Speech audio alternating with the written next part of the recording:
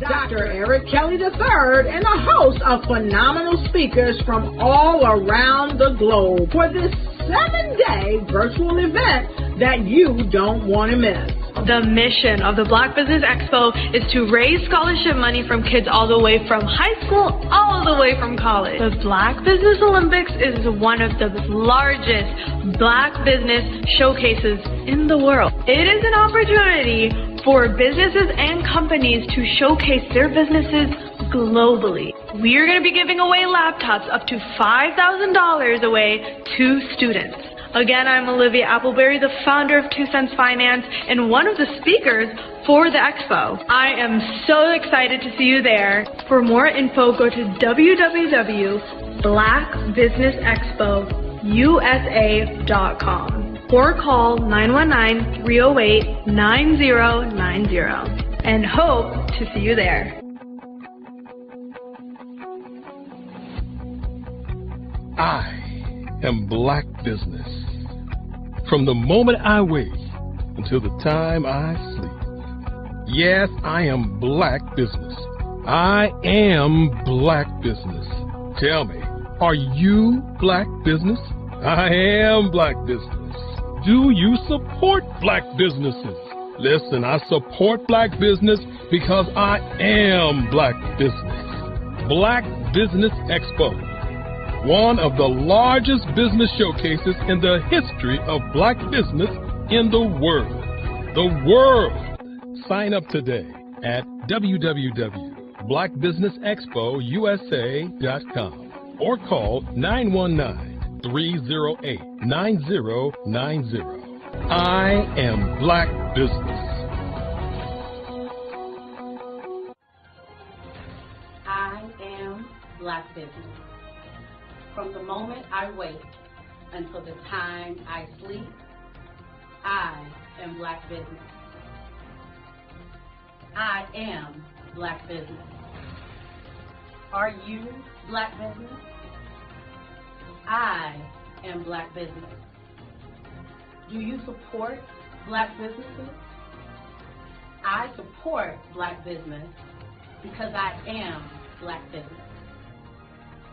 Black Business Expo, one of the largest business showcases in the history of Black America in North Carolina.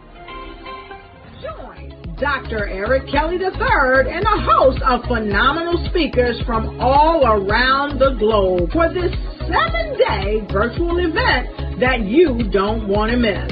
The mission of the Black Business Expo is to raise scholarship money from kids all the way from high school all the way from college. The Black Business Olympics is one of the largest Black business showcases in the world. It is an opportunity for businesses and companies to showcase their businesses globally. We are going to be giving away laptops up to $5,000 away to students. Again, I'm Olivia Appleberry, the founder of 2 Cents Finance and one of the speakers for the expo. I am so excited to see you there. For more info, go to www.blackbusinessexpousa.com or call 919-308-9090 and hope to see you there. I am Black Business. From the moment I wake until the time I sleep. Yes, I am Black Business. I am Black Business. Tell me, are you Black Business? Black Business Expo, one of the largest business showcases in the history of Black business in the world.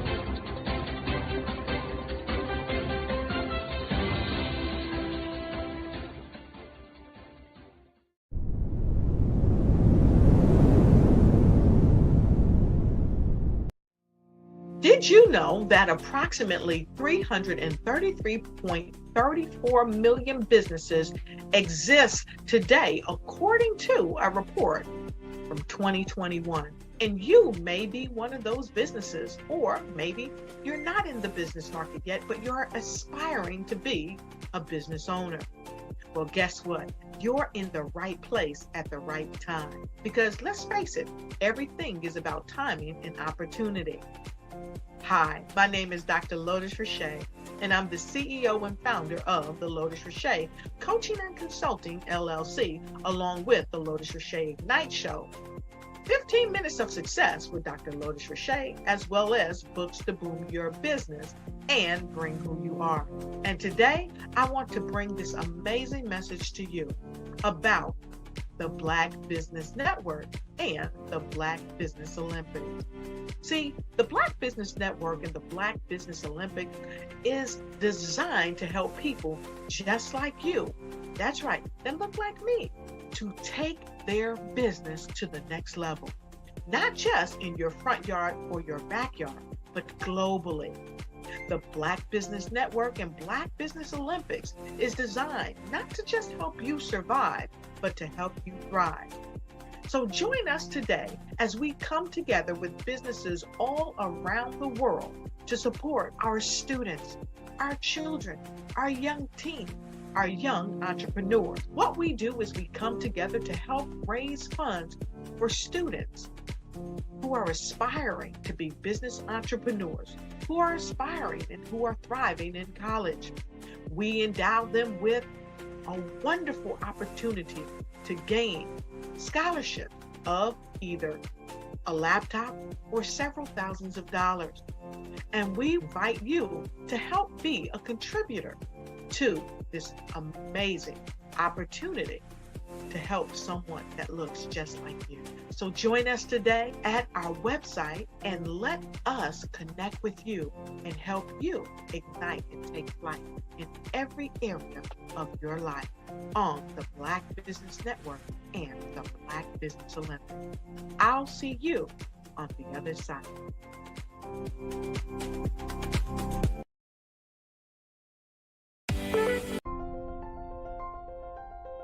What if you could build your own city? A place where every child can find nurturing people to help them achieve their full potential. A place where every adult can access job training support. Where health education is abundant. Where social justice ruled the land. A place without limitations. Welcome. You have arrived at STEM City USA. It is what every city should be. A safe and trusted community where you find people and resources to help you become everything you are and beyond. STEM City is unlike anything you have ever experienced. It is a digital twin of the world around you, only better. STEM City is about energy and soul renewal. It is more than a digital world. You can almost feel the power of live cultural events, music, and theater. STEM City promises a better future for children with caring mentors and hands-on activities with dedicated tutors to support our youth. STEM City is your passport to a healthy lifestyle with weekly events addressing our community's many issues. STEM City is your financial well-being with helpful information on wealth management, career advancement, job training, and so much more. STEM City is the community you deserve. It is the city where your dreams can come true. STEM City USA, a place in the sky that is accessible to all who reach for the stars.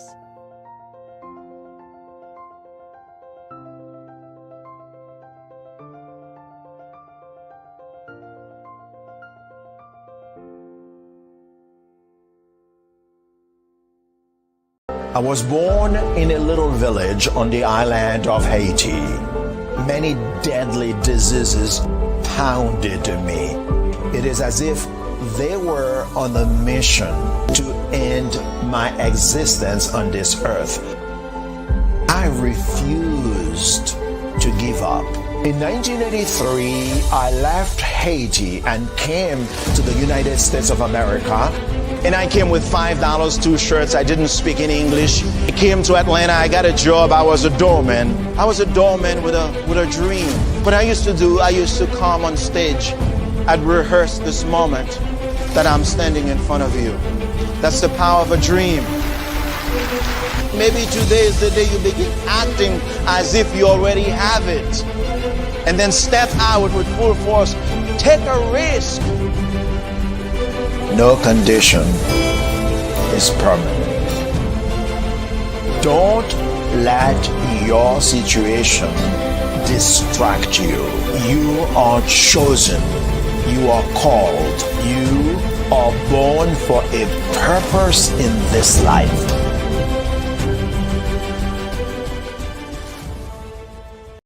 In today's world, everyone has a platform, but few have a voice that truly resonates. Standing out isn't just optional, it's imperative for survival. Through years of guiding industry leaders, I've discovered what truly sets exceptional professionals apart. Today, I'm sharing a framework that's transforming careers and opening doors to unprecedented opportunities. Your digital footprint is more than just a resume. It's your stage for thought leadership. Think of your online presence as a beacon of expertise. Every post, every comment, every share should demonstrate not just what you know, but how you think. Engage with content, speak at conferences, and let your digital authority shine. Forget collecting connections. Focus on cultivating relationships that matter. It's not about how many people you know. It's about the depth and quality of those connections. Engage in meaningful professional interactions, participate in collaborative meetings, and form strategic partnerships that can propel your career forward. Your journey is unique, and your story should be too. Share not just your successes, but your insights. Your audience craves authenticity, not perfection. Create engaging content, watch your engagement metrics rise, and see how your audience reacts to your genuine storytelling. In an era of uncertainty, trust is your greatest currency. Build it through consistency, maintain it through transparency, and grow it through results. Engage in professional interactions, hold client meetings, and celebrate successes to reinforce trust with your audience. The only constant is change. Make it your competitive advantage. Stay ahead by staying curious. Your greatest asset is your ability to adapt and grow. Embrace learning moments, develop new skills, and celebrate achievements as you evolve. These aren't just strategies, they're the building blocks of a legacy that will open doors and shape industries. In 2025's hyper-connected world, your personal brand isn't just what you project. It's the bridge between your potential and your impact. Ready to transform your professional narrative? Visit 5starbdm.com and schedule your strategy session today.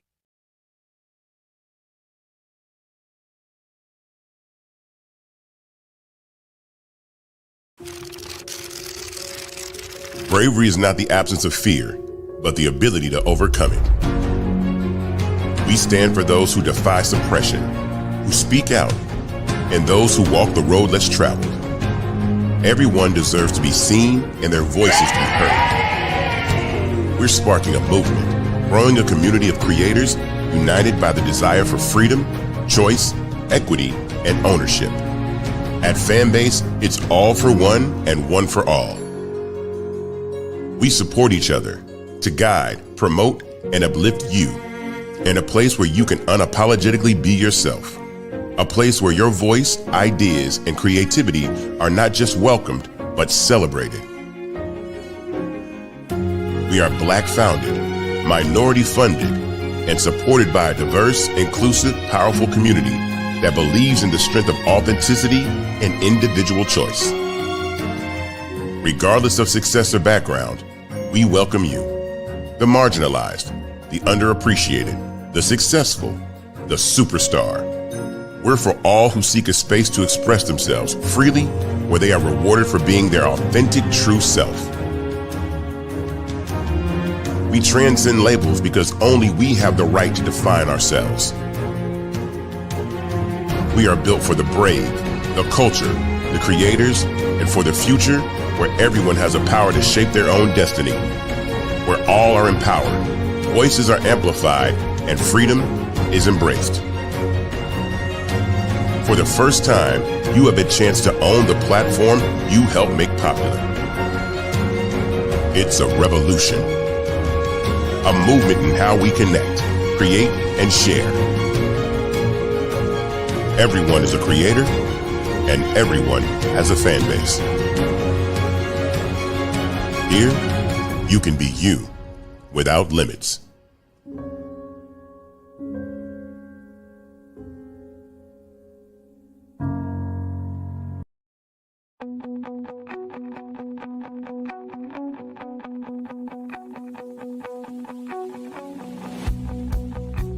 I am Black Business. From the moment I wake until the time I sleep. Yes, I am Black Business. I am Black Business. Tell me, are you Black Business? I am Black Business. Do you support Black businesses? Listen, I support Black business because I am Black Business. Black Business Expo, one of the largest business showcases in the history of Black business in the world. The world! Sign up today at www.blackbusinessexpousa.com or call 919-308-9090. I am Black Business.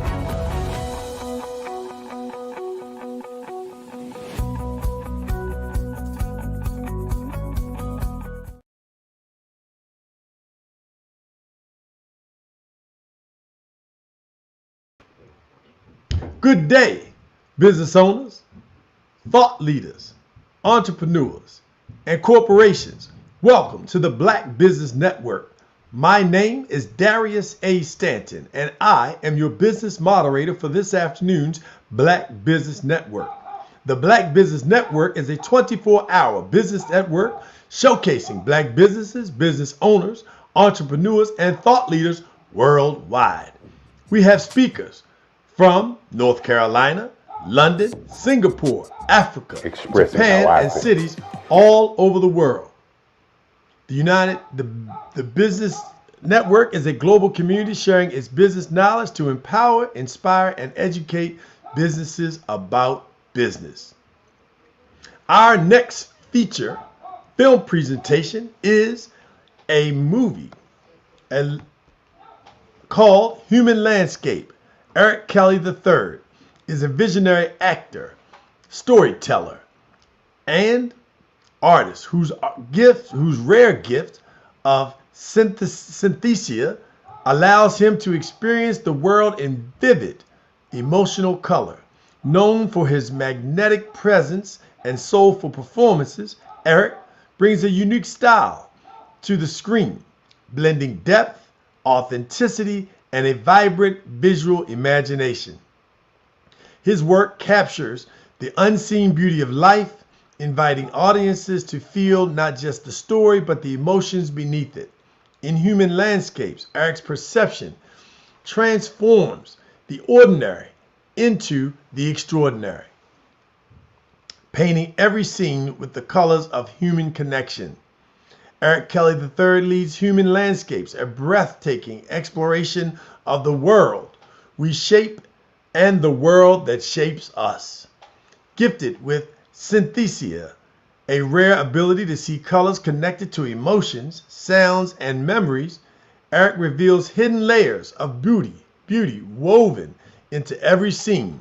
As he moves through landscapes rich with history and heart, the colors of his perception light the screen, painting the invisible connections that bind humanity to Earth. Ladies and gentlemen, you now are pleasured by the incomparable Dr. Eric Kelly III, Human Landscapes.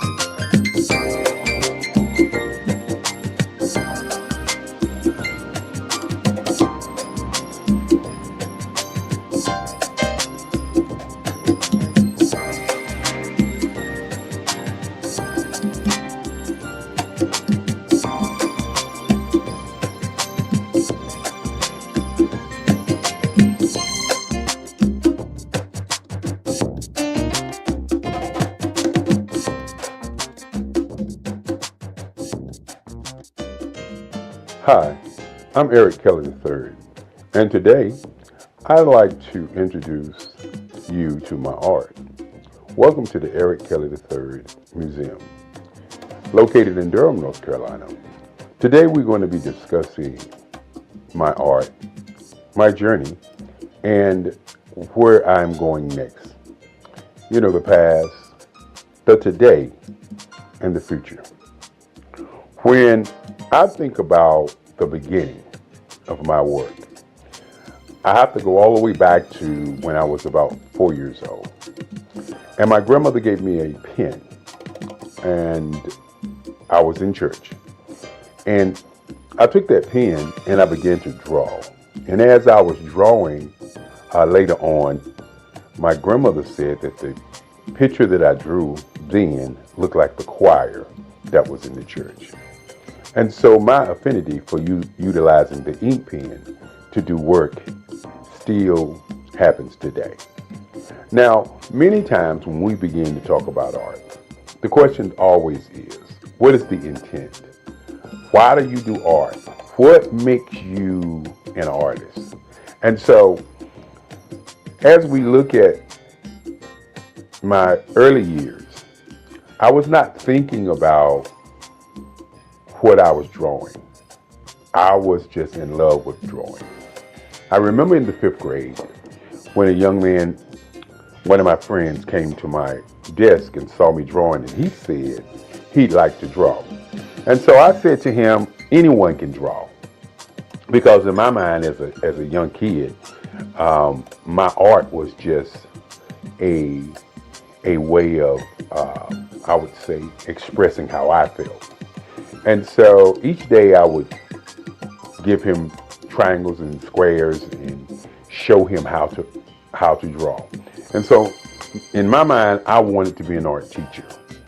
And being an art teacher, I thought I could give back to other young people, other folk, how I felt about art.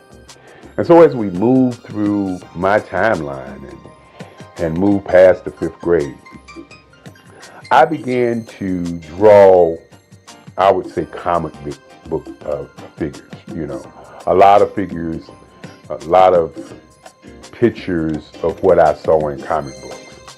And one of the things that I noticed about me at an early age, maybe it was because my grandmother was a civil rights leader, maybe it was because my great-grandfather wanted me to be a lawyer, and he took me each day from Scarborough Nursery School down to the courthouse to watch what was going on at the courthouse. And maybe it was me watching television and seeing the civil rights movement happening and seeing things that was going on. But I remember when I was about 12 that there was this thing called identity. You know, say it loud, I'm black and I'm proud. And the music that I was hearing was just so different until I began to change the white images that I looked at to black images. I can remember the Incredible Hulk that I changed into the Incredible Bullock. You gotta understand, I was a kid, you know. Tarzan. I did Tarzan wrestling with an alligator in the jungle with an afro. And so this whole thing of black identity was prevalent on my mind as a young artist. Many times people say artwork is political. And I continue to say that not only artwork is political, art is what is your identity, but more importantly, what is your intention. And so as I moved through those years, 5th, 6th, 7th, 8th grade, I began to look at the difference between how I felt and how I saw things. And one of the things that I noticed early on is that I could actually hear tones and hear music and I would see colors in terms of what I was drawing. Many times I found myself talking to people and I would say, I can draw you if I think about you. And that was one of the games I used to play when I was a young kid. I would talk to somebody, I would listen to them, and then I would go home and I'd get my sketch pad and I would actually draw them. Many times when I was coming up, I used to tell people that if you talk about what you want, I could draw some lines, and then I can go and create that particular object. Intention, identity, and color was very prevalent in my work at an early age. I remember my first paper mache dog that I did. It was white, and my teacher kept the paper mache dog. And my great-grandfather used to say to me that don't give my artwork away. And so he said, only sell to collectors. And so at 7 years old, he started a museum for me called the Eric Kelly III Museum that would house my artwork in his house, along his halls, and house my writings.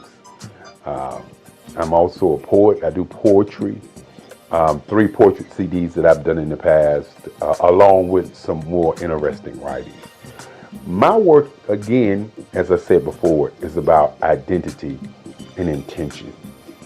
When you think about colors, and we will see some of those pieces later on, but the colors and portraiture that I've moved into, very, very important.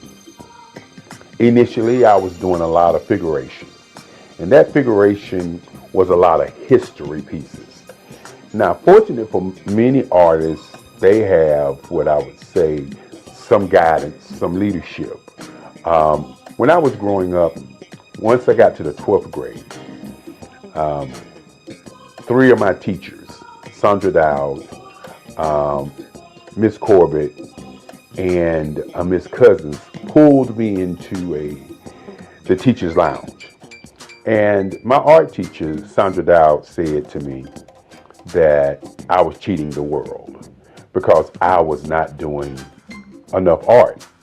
And she said each day that she give out a project, that I would come in the day of the project and do the best piece in the school. And I used to think about that because I wasn't really aware in terms of my art. I just was doing art. And so my English teacher said that, well, this year you're not going to graduate. And my history teacher says, that is correct, you're not going to graduate. And so you got to understand, back in those days, graduation, senior year was very important. And so what I did was I said to them, y'all can't do that. And they said, yes, we can, because we control your grades. And so I sat there and I listened to them as they began to tell me what they wanted me to do my senior year so that I could do more art. And many times when you have people that come into your life and say they want you to do something and you have your own mission and ideas of what you want to do, sometimes you just, don't do it. But in those days, I was the guy who was very popular in high school. So I thought to myself, this is only a challenge. And so each morning, I would draw for my English class, the Macbeth, the Odyssey. For my history class, which was a Black history class, I would draw about the transatlantic slave trade, great African Americans who went on before, like Crispus Attucks, Martin Luther King, Marcus Mosiah Garvey, Malcolm X. And these are the kind of pictures that I was drawing. They were historical figures. And I found myself doing the work late at night and bringing those pieces to high school and give them to the teachers the day of. And I think those teachers thought that by me doing the work that I was doing, that I was giving the work to them. But as I said before, my great-grandfather said, don't give your work away. Always sell your work for what it's worth. And more importantly, sell to collectors. And so the Eric Kelly Museum has been a private museum only selling to collectors. And so when the end of the year came, I had drawn enough work to fill a whole hallway in the high school.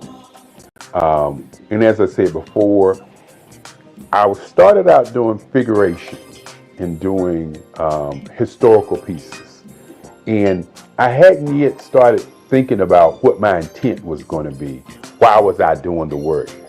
I was doing the work because I was asked, not because there was this urge deep down inside saying, I'm going to draw all of this work.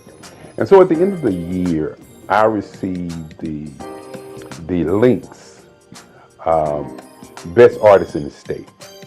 And this is what has propelled me to become the artist I am today. I looked at the art award that I received, and I thought about where did I want to go to college. And so I had letters coming to me. I was in the news, I was on television and all these great things. I had these things to happen. And so I had letters coming to my house to go to different schools. And my great-grandfather used to say there are 5 things that you need to think about as you live. He said, number 1 is to think. Number 2 is to sell something. Number 3 is to do research. Number 4 is to be relentless. Number 5 is to have energy in everything that you do. And so I started on my quest for understanding that art was going to be what I wanted to do. And so I did research on the schools in Durham, North Carolina. And for those who don't know about Durham, North Carolina is a space where black people, 49% black people, were engaging in economics everywhere. You know, Durham was the tobacco capital of North Carolina at one time. And so when I was a young man and I lived in Fairview Street Projects, I could walk down to Pettigrew Street, not to Parish Street, because Parish Street is considered Black Wall Street now, but before Parish Street, there was Pettigrew Street.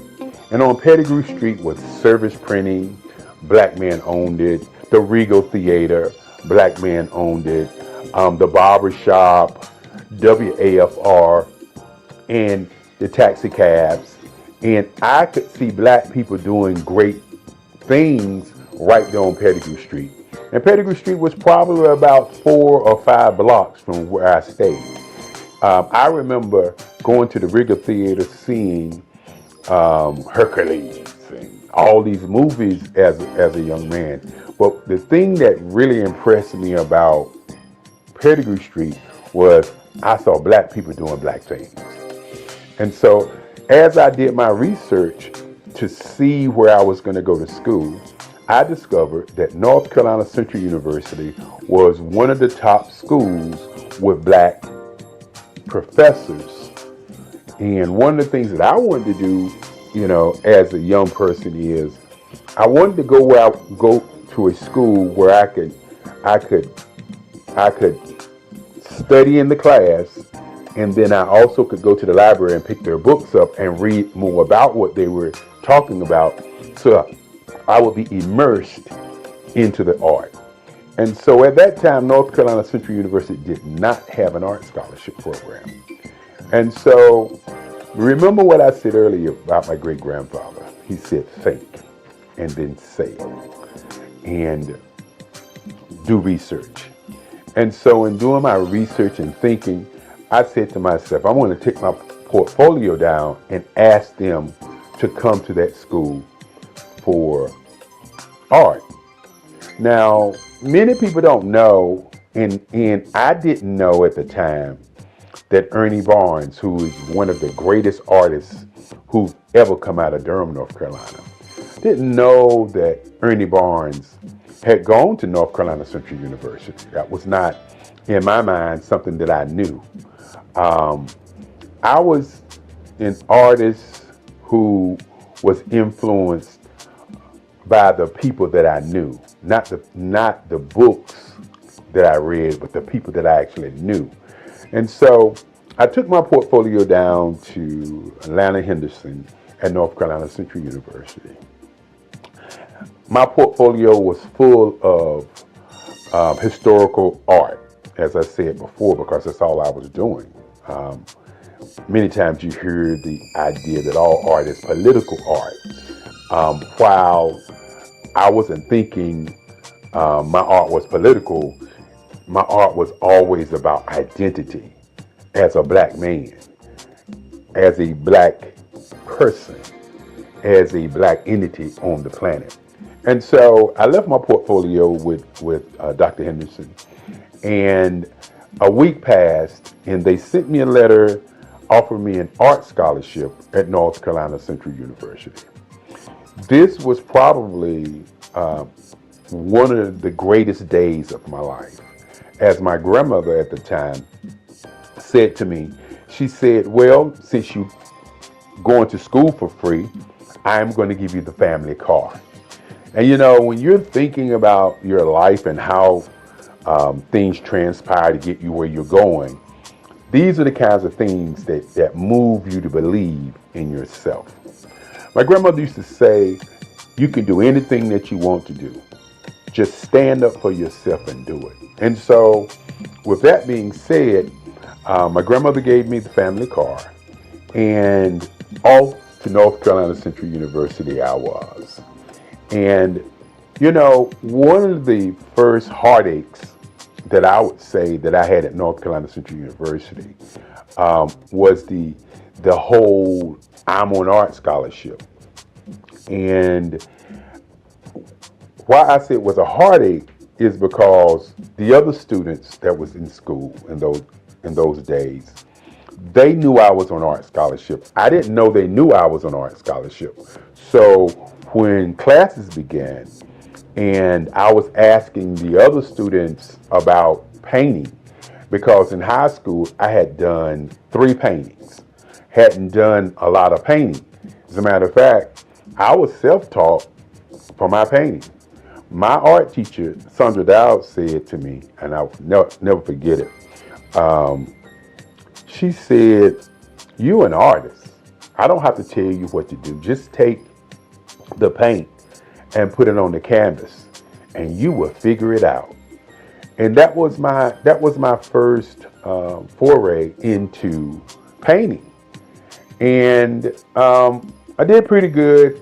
I created an abstract. I created a couple other paintings, and I was doing pastels at the time.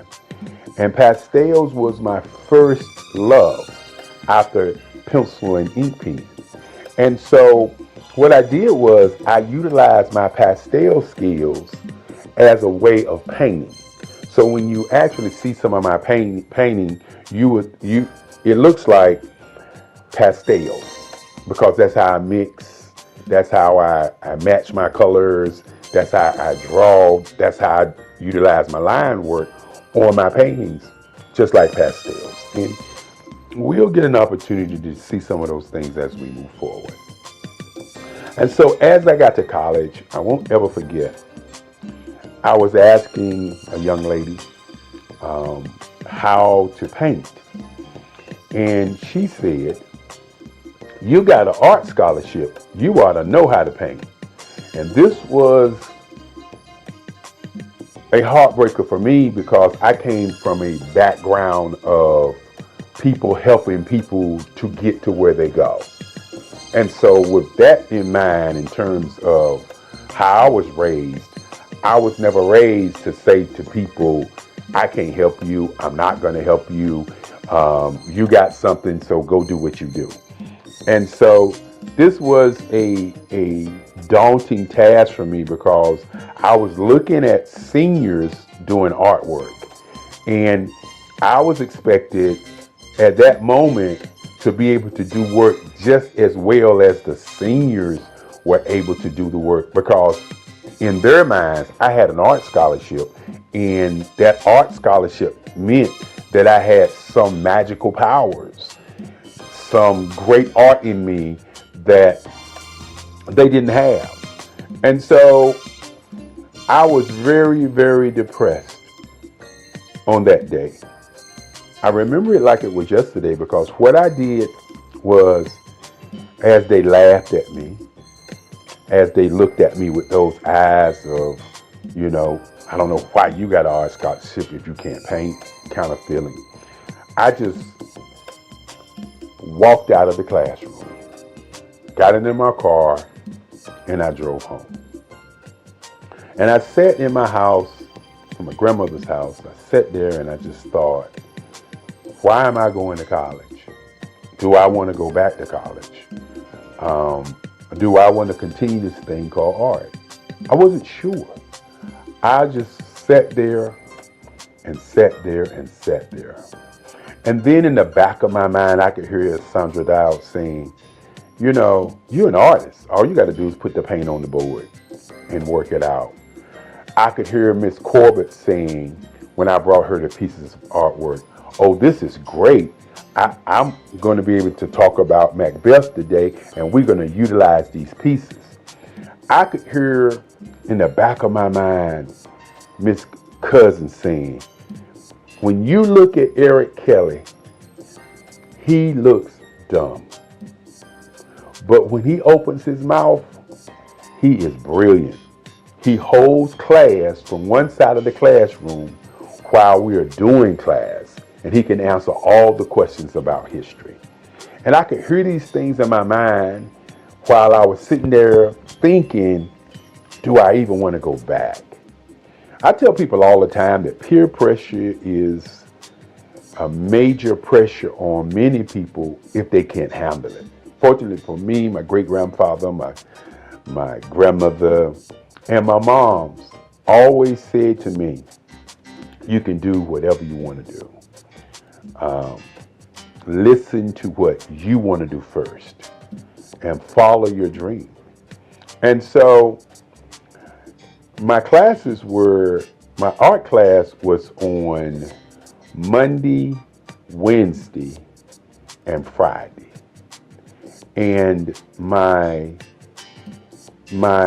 class that I went to was on a Monday. On Tuesday, I didn't go to art class. Wednesday, I didn't go to art class. So on Thursday, I decided that I'm going to go over there to North Carolina Central, and I was going to paint. Now, you got to understand, as a young kid, a young black man, when you're thinking about your identity, you're thinking about what you want to do, and people are pressing against you and doubting who you are and really identifying and seeing who you are. You gotta understand, you're not the guy that I am today. You are a young man who has fear, a young man who's uncertain, a young man who is asking the question, why am I here? And so on that Thursday, I went to the art department at 4:00 when I knew most of the students were not there. And I went to my board and I pulled out my paints and I started painting. And I just kept painting. And I just kept painting. And I continued to paint. I was working it out, trying to figure out what in the world was I doing. And I remember when I got to the art department and I thought about what I wanted to paint. And I painted a piece that if people saw it today, they probably would say that it's racist. If people saw it today, they would probably say, what was he thinking? What was his intent? But I had done a piece in history, in Black history class, of a slave being hung. And it showed a plantation owner grabbing slave in his hair, getting ready to put the slave into a rope. The name of the picture was I Didn't Do It. And the picture was about a slave who witnessed something that happened and told other people on the plantation, and then the master decided to hang him for talking about it. And in this piece also has the Ku Klux Klan in the back, the fiery cross in the back, and all of that crazy stuff I was doing back in that day. And I began to paint that picture. And as I was painting that picture, I could see exactly how to paint. I don't know why or what, but I could actually see how to paint. And so I was there from 4 o'clock in the afternoon, and I looked up, it was 4 o'clock in the morning. I took my sheet that we had in art class and I laid it over the piece, and I jumped in my car and I went home. And so my class was Friday morning at 11 o'clock, 11:35. And so I got to class late that day, and somebody had pulled my sheet off of my painting, and the whole entire class was standing around my piece. You know, when you are uncertain about who you are and what you're doing sometimes, and you're looking for validation, it kind of gets in the way of how you make art. And what I mean by that is, I was not looking for validation. I was looking for how to paint. And by looking for how to paint, I created something that nobody expected to come from me, because just 2 days prior, I was asking people in class how to paint. And so this has been a part of who I've always been, is the kind of person who looks at something from a perspective, and instead of asking a question, I delve into it and make a change and make a difference. And so as the kids were standing around my piece, I walked into class, and true to form, I am never been a person who is always trying to talk about what I do. As my great-grandfather used to say, great people are not people who are walking around talking about being great. They're doing great things. And so I walked in and I walked past the students, and I started to pull out my paints in my box. And one of the students said to me, and this was a moment in my life when I really realized that I didn't need validation from people in me making my art. I just needed to continue making art. One person said, "That's not yours. What are you doing?" And I turned and I looked at the student, most of us seniors, and I said, "It is mine." I said to them, I worked on it from 4 o'clock until 4 o'clock yesterday morning. And then one of the students just said, "I just can't believe it." And I just turned and began to work on my work. This has been what's happened to me in art all my life. It's never been about me looking to be a great artist. It's always been about, what is the identity? What is the intent? Why do I draw? What about this practice that I have? What about this museum that I have that makes me continue to draw and paint? And so in college, it was very, very interesting after that time as I created my first piece. And then all of a sudden, the other students start asking me questions about how I did it. And that was more important to me than anything else. Not that I did it, but being asked how. And as I said before, I utilized my artwork or utilized my painting as painting as I was doing pastels. Pastels was my first love. And once I got to college, I had to began to think about what my identity, what I was going to do in art. Was I going to be doing figuration? Was I going to be doing scenes? What was I really going to do? And I remember Carlisle, who was one of my teachers. And Mr. Carlisle, I remember Mr. Carlisle. And Mr. Carlisle was a teacher, an art teacher, who said to me, he liked the way I was doing large pieces, and that large pieces was something different from what the other students were doing. And so what I decided to do was to try to figure out what kind of artist I wanted to be. You know, I opened up talking about identity and intention. And I'm going to talk about power and color and emotions later. But what kind of artist was I going to be?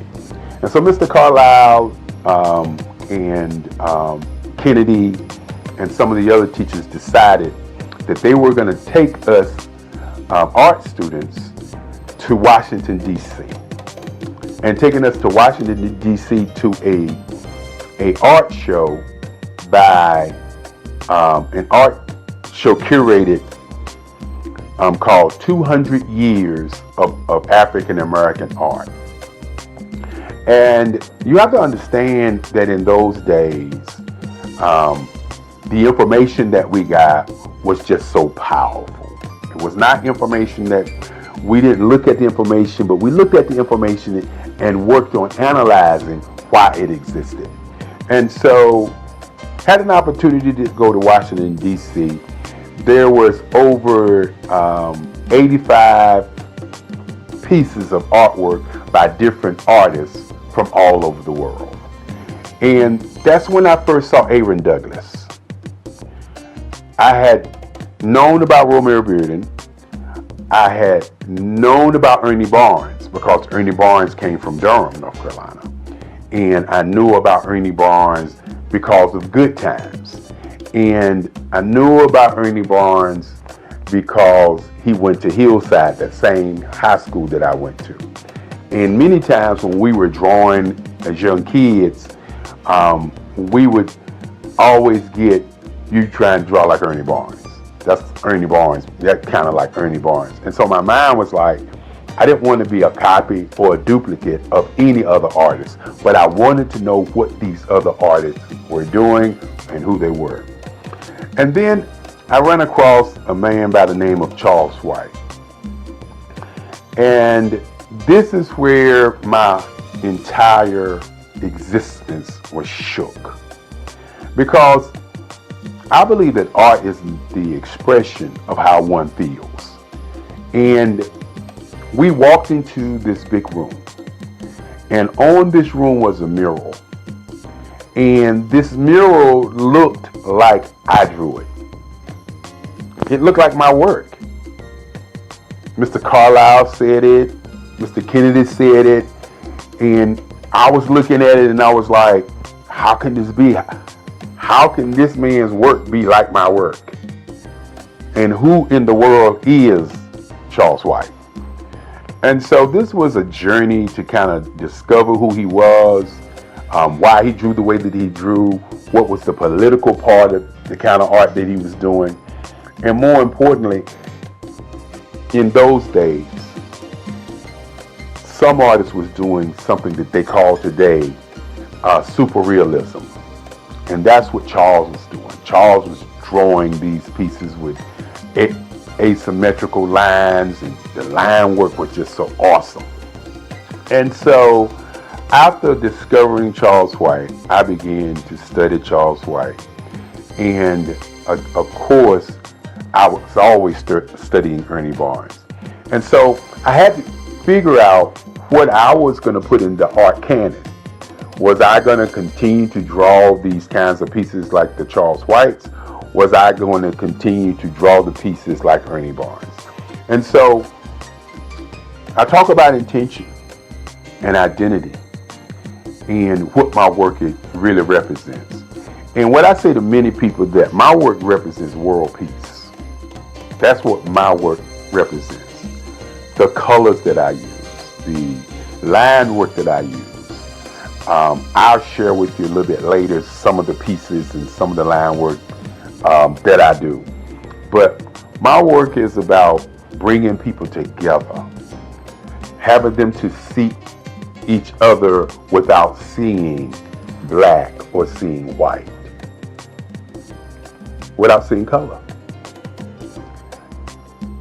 I decided that I would do portraits, instead of doing themed pictures. Now, I still do theme and scene work also, but I decided that I would do portraiture, that I would do portraits, and that I would take colors and use them as emotional tones. Many times I sit down and then I hear music and I see colors. I hear people having conversations, I see colors. And so I decided that doing portraits of people and how they feel and how they look would be an impact on how people feel. And so I can remember going to New York City during the summers and just sitting on the stoop in Harlem and just watch people go by and just try to see what they were thinking. And they was arguing, how the intensity of that argument was, and the facial expressions. And I was always amazed by how people reacted. And each time that I would see people responding or moving, I would always see a different color that I could see in my paintings. And so I started drawing pieces in colors. And so my work has morphed from just doing the figuration into just doing portraiture, even though my next series of paintings are going to be dedicated to black women. That's going to be an awesome set of work that I'm going to work on. I can't wait. And so when you look at my work and you look at my portraits, you'll notice that I'm working to capture an emotion.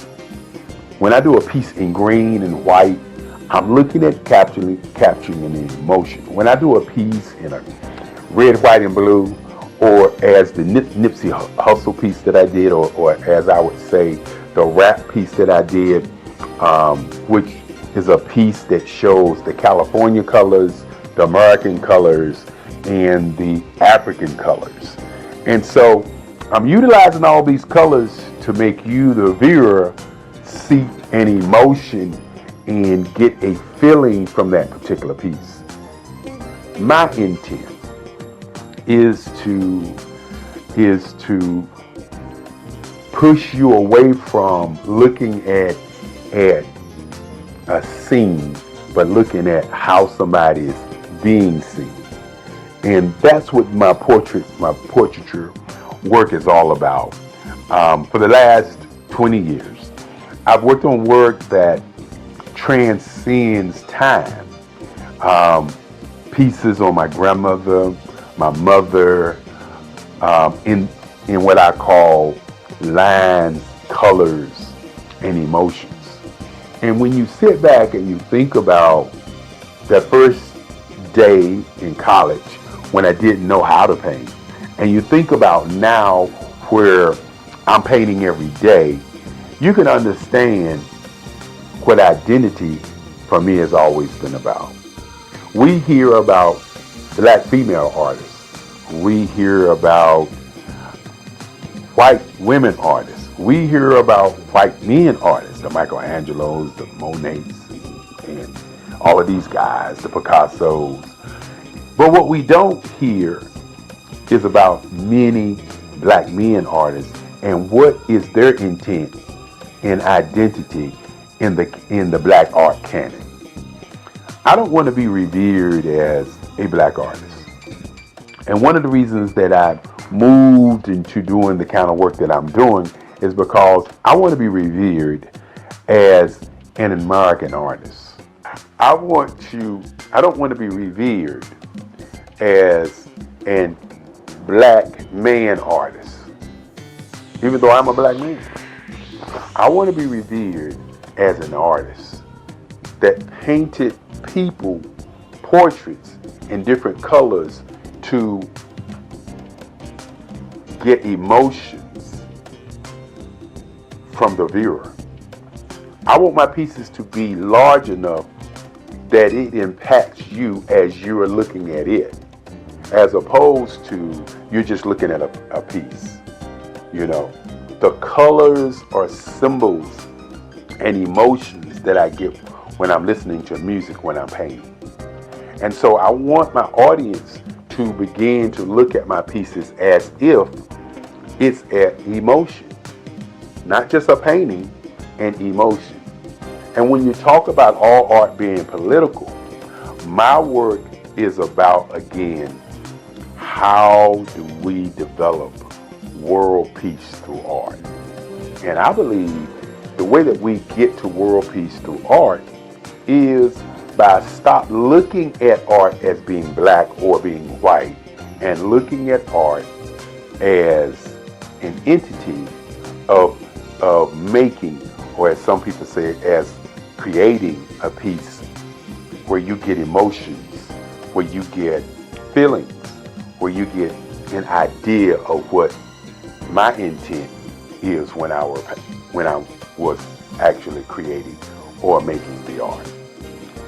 That is kind of where I am today in terms of my work. When you think about my great-grandfather, so many years ago when I was 7 years old, walking into my bedroom saying that he wanted me to be a lawyer, and he asked me what did I want to be, and I said I wanted to be an artist.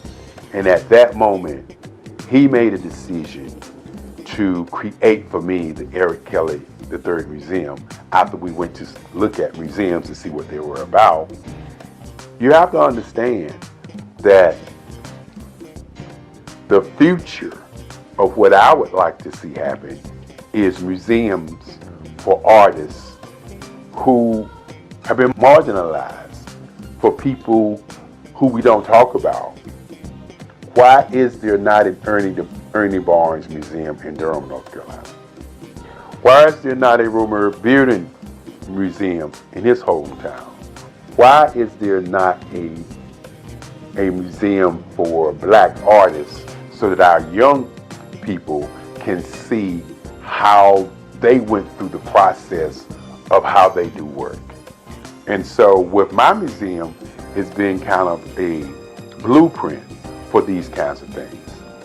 The Eric Kelly Museum houses the collective writings, the collective works of my work for over 65 years. And one of the things that I would like to see happen is many, many more museums for great artists. When you sit back and you talk about Basquiat, for example, great artist, a New York artist, where's his museum? Where's a place or a space for us to go and see his work? I talked about Ernie Barnes, Charles White, for instance. Where can we go and learn about Charles White?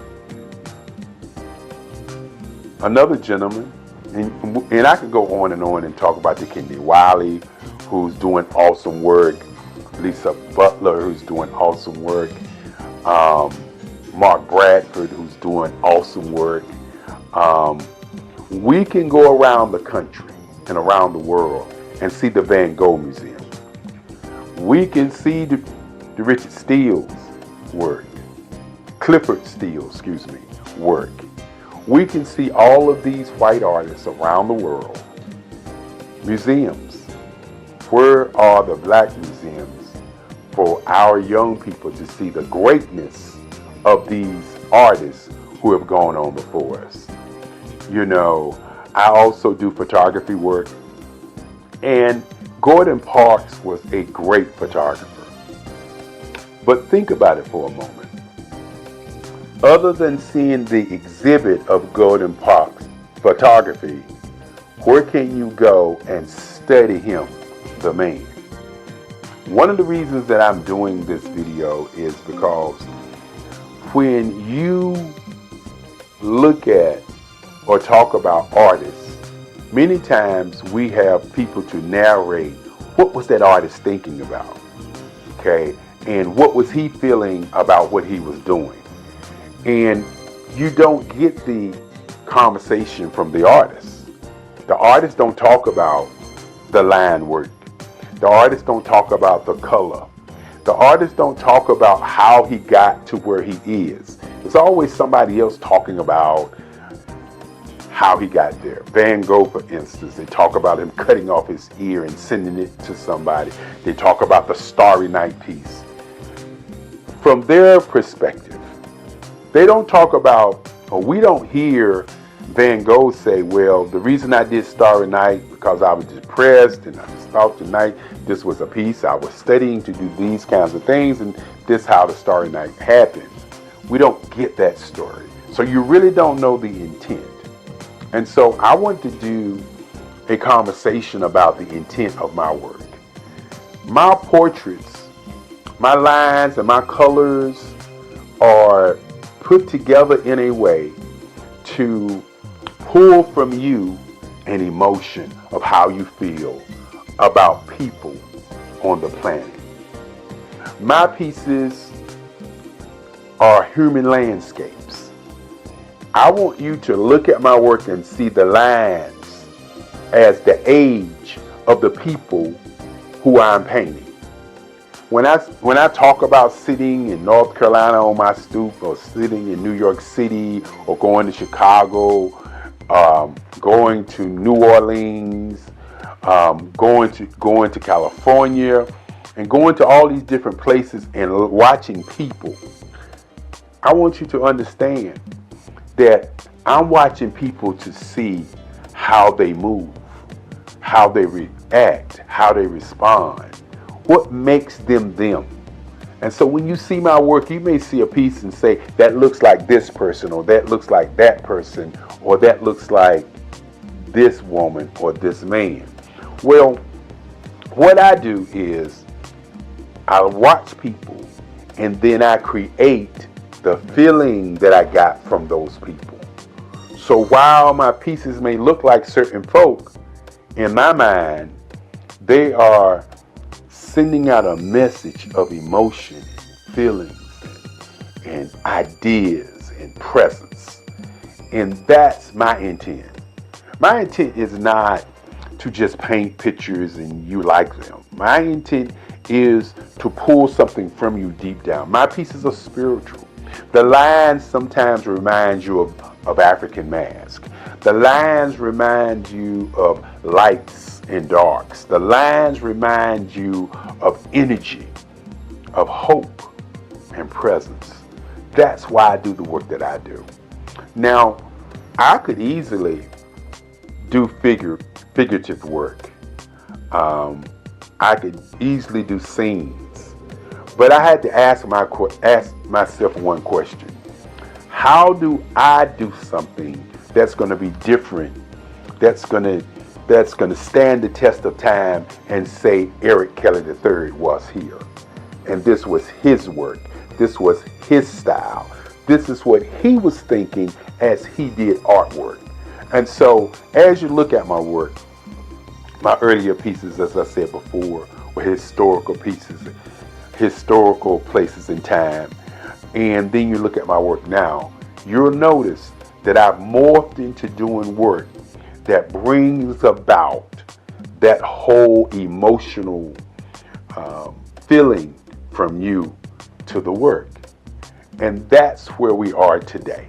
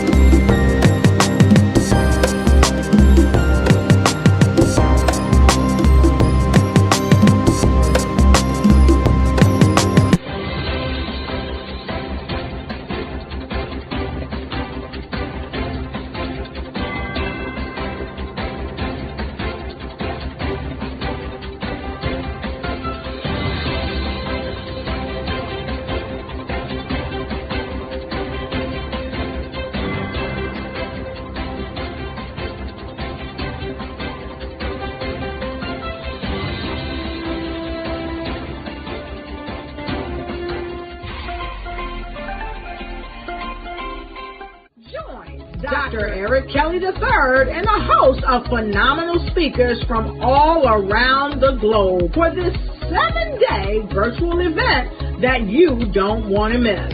The mission of the Black Business Expo is to raise scholarship money from kids all the way from high school, all the way from college. The Black Business Olympics is one of the largest Black business showcases in the world. It is an opportunity for businesses and companies to showcase their businesses globally. We are going to be giving away laptops up to $5,000 away to students.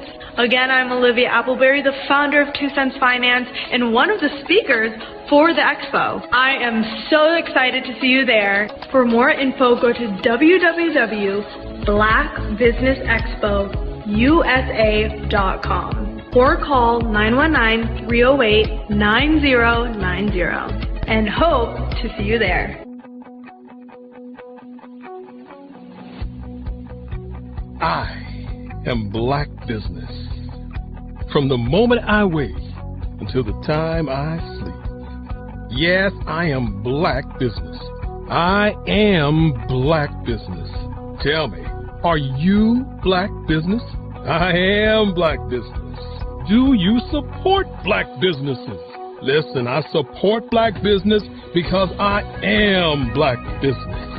Black Business Expo, one of the largest business showcases in the history of Black business in the world. The world! Sign up today at www.blackbusinessexpousa.com or call 919-308-9090. I am Black Business. I am Black Business. From the moment I wake until the time I sleep, I am Black Business. I am Black Business. Are you Black Business? I am Black Business. Do you support Black businesses? I support Black business because I am Black Business. Black Business Expo, one of the largest business showcases in the history of Black America in North Carolina. Join Dr. Eric Kelly III and a host of phenomenal speakers from all around the globe for this 7-day virtual event that you don't want to miss. The mission of the Black Business Expo is to raise scholarship money from kids all the way from high school, all the way from college. The Black Business Olympics is one of the largest Black business showcases in the world. It is an opportunity for businesses and companies to showcase their businesses globally. We are going to be giving away laptops up to $5,000 away to students. Again, I'm Olivia Appleberry, the founder of 2 Cents Finance and one of the speakers for the expo. I am so excited to see you there.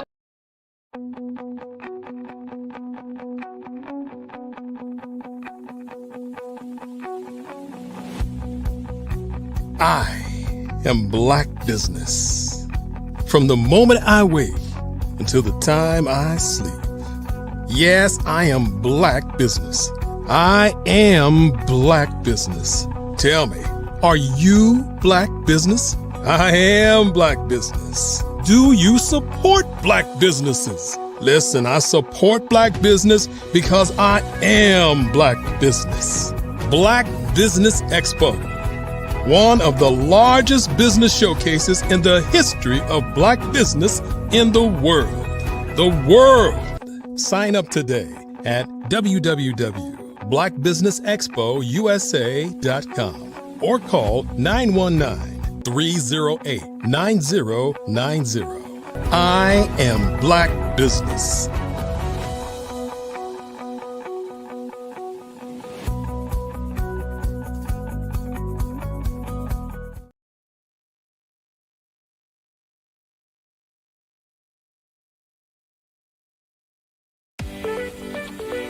You are in the right place at the right time. The Black Business Network opens again for its Black Business Olympics, a 24/7 broadcast on business, strategies, global branding, social media marketing, finance, advertisement, and much, much more. Featuring the top, most powerful entrepreneurs and speakers and thought leaders from all around the world as they gather together for this phenomenal event. Join the Black Business Network streaming live into the metaverse, STEM City, USA, Black Multiverse, Pod TV, Roku, Hulu, iHeartRadio, Apple TV, YouTube, TikTok, Instagram, Google Podcasts, Facebook, LinkedIn, IBM TV, Spotify, and Twitch. Tune in today and be a part of this amazing movement. The Black Business Olympics welcomes you.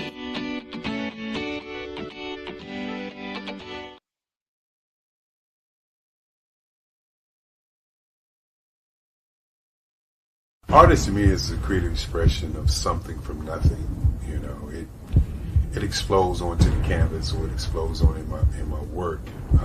One of the things that I try to do more than anything is I try to just give the lines and the movements and emotions and the expressions into to what I do. Art really means to me a chance to express how I feel deep down inside. Most of my art begins as a thought that I might have, you know, whether it's sports, whether it's history, whether it's a woman or a man. It pretty much starts as an idea of thought before I get into the actual image of what I'm going to draw. I do a lot of historical pieces. I was a history minor in college, and I love to do history pieces. And a lot of times I'm thinking about history, and then I try to make that history impact you as you look at it. That's one of the reasons I do pictures so large. People ask me, why do I do the pictures so big? And I tell them, I want the piece to impact them as they're looking at it, to kind of dominate them, dominate their space. And most of my pieces I try to do off page. I don't try to do anything that's going to be in those four corners or in a square. And I want your imagination to be a part of the piece that you're looking at.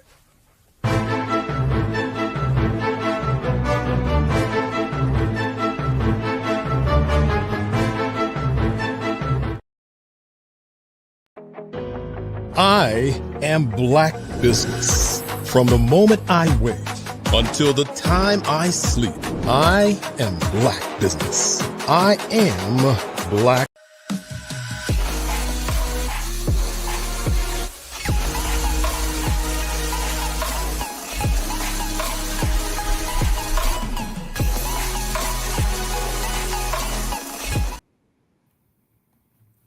Good afternoon, business owners, entrepreneurs, thought leaders, and corporations. Welcome to the Black Business Network. My name is Cadence Brown. I'm your business moderator for this edition of the Black Business Network. The Black Business Network is a 24-hour business network showcasing Black businesses, Black owners, entrepreneurs, and thought leaders worldwide. We have speakers from North Carolina, London, Singapore, Africa, Japan, and cities all over the United States. The Black Business Network is a global community sharing its business knowledge to empower, inspire, and educate businesses about business. Today, we have the pleasure of meeting with Mr. Jerry Smith. Jerry is a 39-year radio and television veteran whose voice and leadership have shaped numerous music formats, from classic rock and top 40 to gospel, urban AC, and hip hop. Throughout his illustrious career, Jerry has received numerous accolades, including the prestigious NAB Macaroni Award, the Gospel Truth Magazine National Program Director of the Year, and the BRE Magazine Drummer Award. Under his leadership, the Light 103.9 FM won the Stellar Award for Medium Market Station of the Year and was a consistent finalist for several years. In 2020, Jerry launched JAS Consulting and Entertainment and became the CEO of digital streaming station Favor 97.3, which earned a Stellar Award nomination and won the Spin Award for Internet Radio Station of the Year. He served as chair of the St. Jude Radio Cares Advisory Board and in 2021 received the President's Lifetime Achievement Award from President Joe Biden. Today, Jerry continues inspiring future generations as a motivational speaker focused on youth empowerment, education, and following dreams. I present to you Mr. Jerry Smith. How are you doing today? I am doing well. Thank you for having me, and what a great introduction. Thank you very much, Cadence. Thank you. That's fabulous. We want to get to know you a bit better. So let's start with your career from the beginning. Okay. Jerry, what first drew you to the world of radio and television? Well, at the age of 12 years old, radio was in my heart. As a little boy, I used to listen to WBLS in New York. Frankie Crocker was the radio announcer on the radio at that time in New York. And where I grew up was in Danbury, Connecticut, which is right on the New York state line. And maybe about a little over an hour from New York City. But just listening to the radio and the DJs on the radio, I knew that that's what I wanted to be. Okay, awesome. So can you share the story of your very first day on the air? Oh, wow. Well, I started in college, WFCS at Central Connecticut State University. Okay. And I had 5 roommates, and all of us were DJs on the radio station. I was scared to death. I couldn't even remember my own name. I just knew that thousands of people were listening to me, and I was one little guy. And believe it or not, a lot of people don't know this, Cadence, that radio and TV people really are introverts. We're really shy people. And doing television and radio is our way of kind of coming out a little bit and being more expressive and an extrovert. So I was always a shy guy growing up. And when I turned that mic on and the light said on air, it was like nerve-wracking and scary. But the more that I did it, the more comfortable I became, and eventually pretty good at it. You're pretty good. Yes, sir, I can say. So you've worked across so many music formats. How did you adapt to your style for each one? Just kept my ears open, listened to the instruction from my bosses, which in our profession are called program directors. And I knew I wanted to be versatile. I didn't want to be pigeonholed into one particular genre of music. Right. And that opportunities would be more available to me if I was flexible and if I could do more formats. So I did do rock, I did gospel, I did hip hop, R&B, I did top 40. I did this format called Churban, which is a combination of urban radio and top 40. I did easy listening, playing Barbra Streisand lyrics back there. Barry Manilow and artists like that, to some classics from like the Temptations and and of course Biggie, hip hop, Biggie, Tupac, and all in between. So I've had a really diverse background, which was great because it kept me working. You know, I could go from one format to the next. Absolutely. What was your biggest challenge you faced early in your career? Oh boy, maybe, and I hate to say this, but I wasn't prepared for the cutthroat part of the business.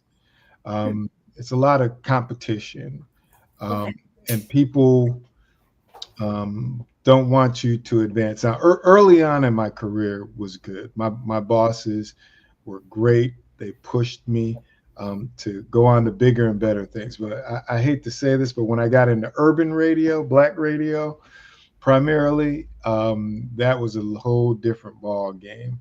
And it was a lot of crab in the barrel.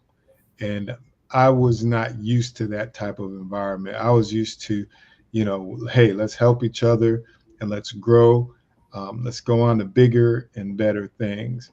But when there was a part in my career where people saw more potential in me than I saw in myself. And they were threatened by that, intimidated by that, and either tried to manage me by intimidation or like feeling like my job was held over my head and didn't want me to catch them or advance past them. And that was the toughest thing. But the thing that I learned from that, Miss Brown, was I said, whenever I get into a position of management to coach and train people, I will never do that to anybody. I will never manage by intimidation. I will never hold anybody's job over their head. I would do the opposite. I would try to push them out of the nest to go on to bigger and better things. And if they did better than I did, if they, got in larger markets or more celebrity status than I did, then hey, that's a badge, of honor for me. Hey, look who I trained to go on to bigger and better things. So that was my take from those bad experiences. Okay. Yeah, I think everyone needs a leader like that. So how has the radio industry evolved over the past 4 decades? Wow, it has evolved immensely now with TikTok and Reels, and there's so many different forms of entertainment now. And I have some grandchildren, and they don't listen to the radio. They just stay on YouTube and Reels, And listen, I hate to admit it, but I'm getting hooked on it a little bit. I love cooking, and I see these people doing these real recipes, and I'm like, oh wow, I didn't think of that. So I can see how addictive it is. But early on, it was radio, television, and news and print. And now there's so many forms of content that entertain people. I wish I was doing some of this influencer stuff years ago. I think I missed the boat on that, but it's just so competitive, and people just can be entertained now in many more ways than when I first started. Agreed. Okay, let's talk about your achievements and your awards. So, what did winning the NAB Macaroni Award mean to you personally? Wow, that's like one of the biggest awards. NAB stands for National Association of Broadcasters. And what we won that award for was for the Religious Station of the Year. So it's like an Oscar award. It's the biggest in radio. And for our station to be the recipient of that was huge, because we're talking about all of the radio stations, religious stations in America, and we were number one. Now, since we won that award, the station has won it again, I want to say 2 years ago. I wasn't a part of it the last time, but that just goes to show the solid foundation that we laid. The station was built on community and being a blessing to the community, helping them in their time of need with information, inspiration, and doing what we can do to help people in need. So the station was built on a solid foundation, and for them to continue to be nominated and be a recipient of the biggest award in radio is huge. Oh yeah, it sounds like a huge accomplishment. Congratulations. Thank you. How did it feel when the Light 103.9 won the Stellar Award for Medium Market Station of the Year? Man, that is like the Stellar Award is the biggest award for Black people. I've heard. For Black radio. And it's huge. The NAB is like all formats: rock, country, hip hop, R&B, everything. But the Stellar Award is primarily for the gospel industry. And to be acknowledged and recognized as the very best gospel radio station in the country is huge. Yes. And, I don't take the credit for that. It's a teamwork. And we know that saying, it takes teamwork to make the dream work. And yes, I had a great staff at that time that allowed me to lead. I shared the vision with them. They jumped on board, and we all collectively put the work in together to make that radio station successful. And it's still successful, but that was huge for all of us. So, tell us about the moment you found out you were receiving the President's Lifetime Achievement Award. When I found out that I was the recipient of that award, that was very humbling. I had just, started my own company.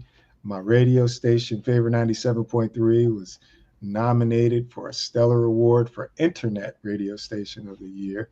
And at that time, I think I had been celebrating 36 years of radio.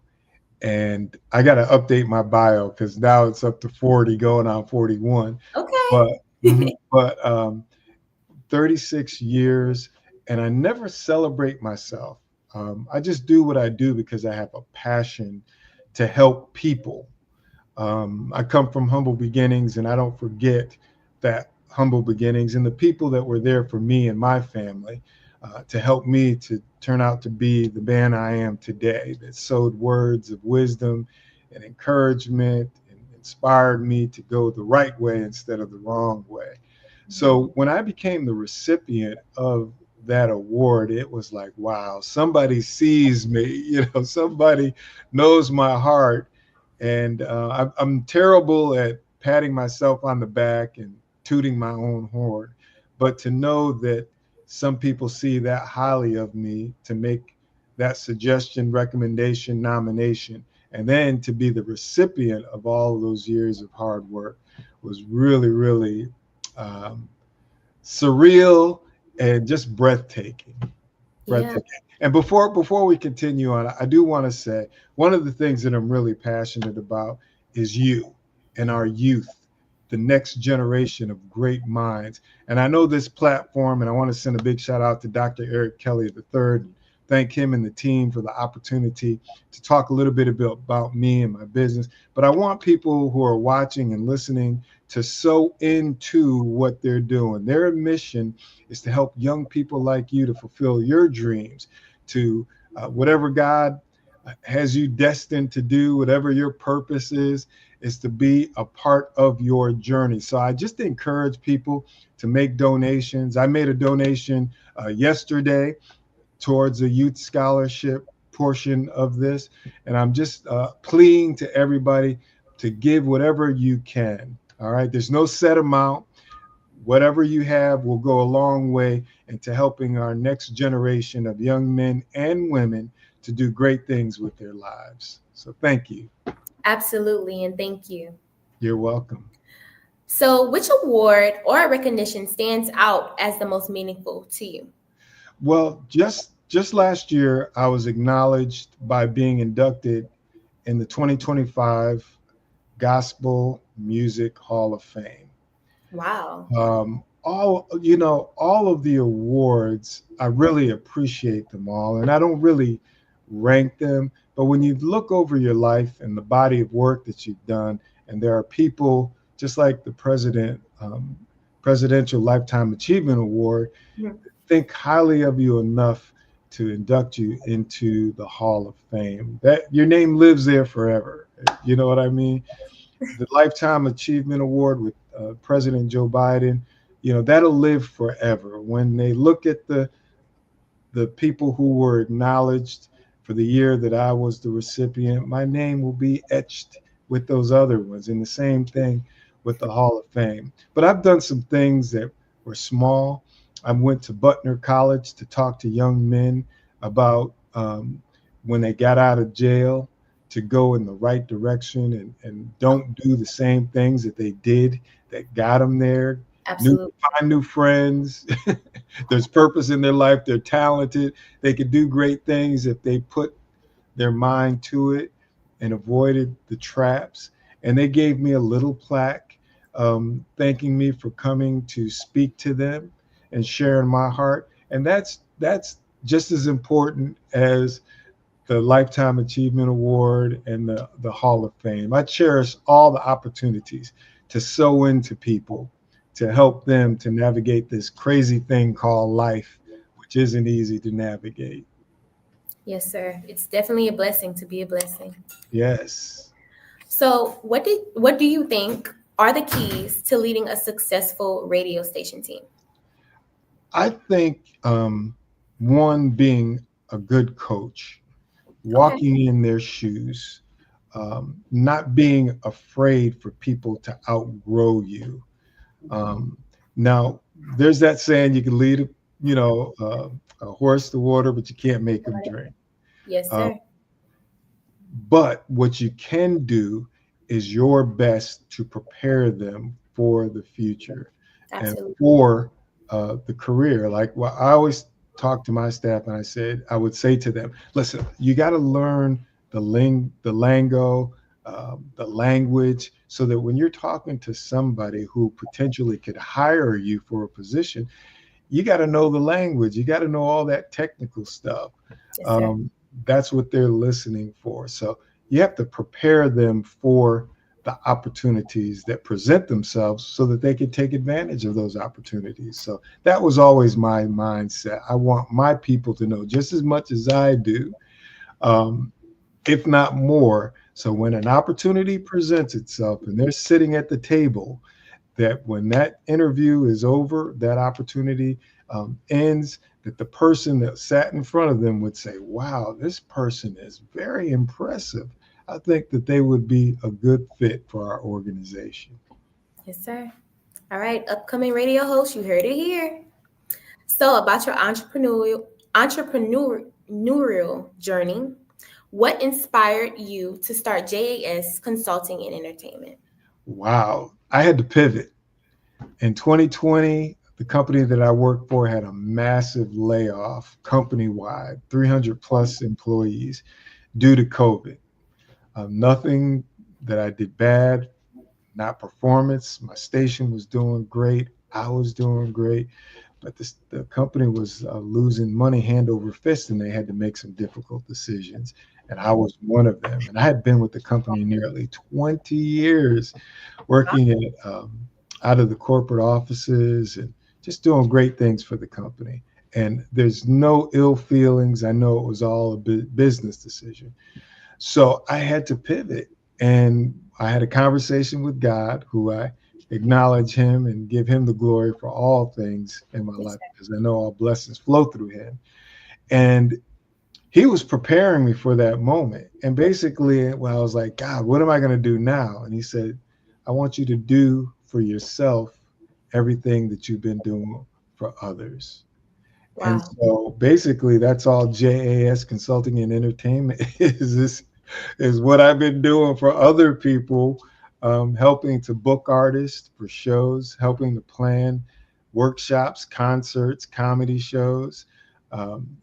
I gave advice to artists on what I thought would be best practices for them to get radio airplay. I couldn't charge them anything for that because it would have been a conflict of interest, but here I am with my own company, so I could charge people to consult. One of the things that I didn't anticipate that I would be doing, and it turned out I'm pretty good at it, was helping people to get their music played on the radio. So just a praise report. 5 years, God blessed me to have 3 #1 charting Billboard and media-based singles. Just last week, one of my clients was the #1 song, Ernest Pugh, with his single Don't Give Up on the Billboard gospel and media-based gospel charts. I'm really excited. One of my clients right now, Mr. Marcus Jordan, is at #7 this week on Billboard and media-based, and he's trending to have another #1 song. So God has blessed me immensely. And half the time I'm sitting in front of my computer, working from home, my home office, in my PJs, getting it done. So I really enjoy doing what I do, but that's the story behind launching JAS. And May 8th was my official day that I launched it, and it came into fruition. It was born April 14th, 2020. So we're celebrating our 5th year anniversary now. Yes, sir. Congratulations again. Thank you.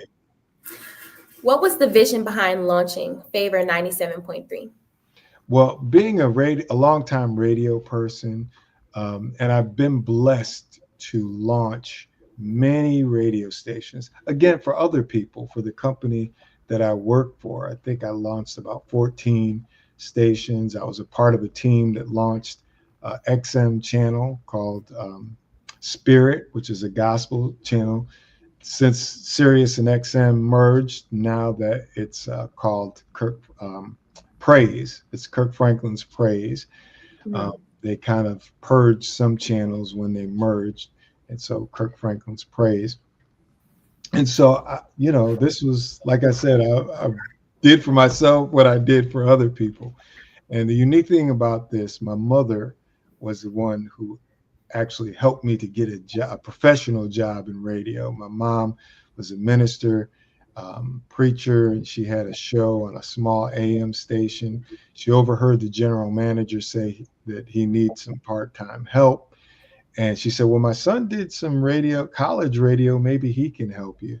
And so he said, well, send him down. I'd love to meet him and talk to him. And I went, met him, talked to him. He hired me.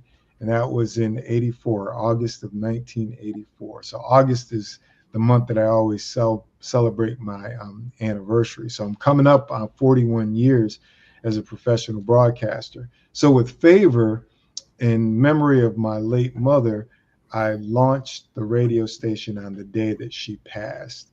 I wanted to birth into life something in memory of her. Absolutely. So September 5th at 5:55 a.m. 2020 was when I went on the air with Favor 97.3. So, how do you see digital streaming changing the future of radio and entertainment? It's huge. It's huge now. One, because it's global, it's worldwide. People can hear Favor 97.3 all over the world. Yeah. And terrestrial radio stations, that's just the name for a station that has an antenna and a tower, AM or FM.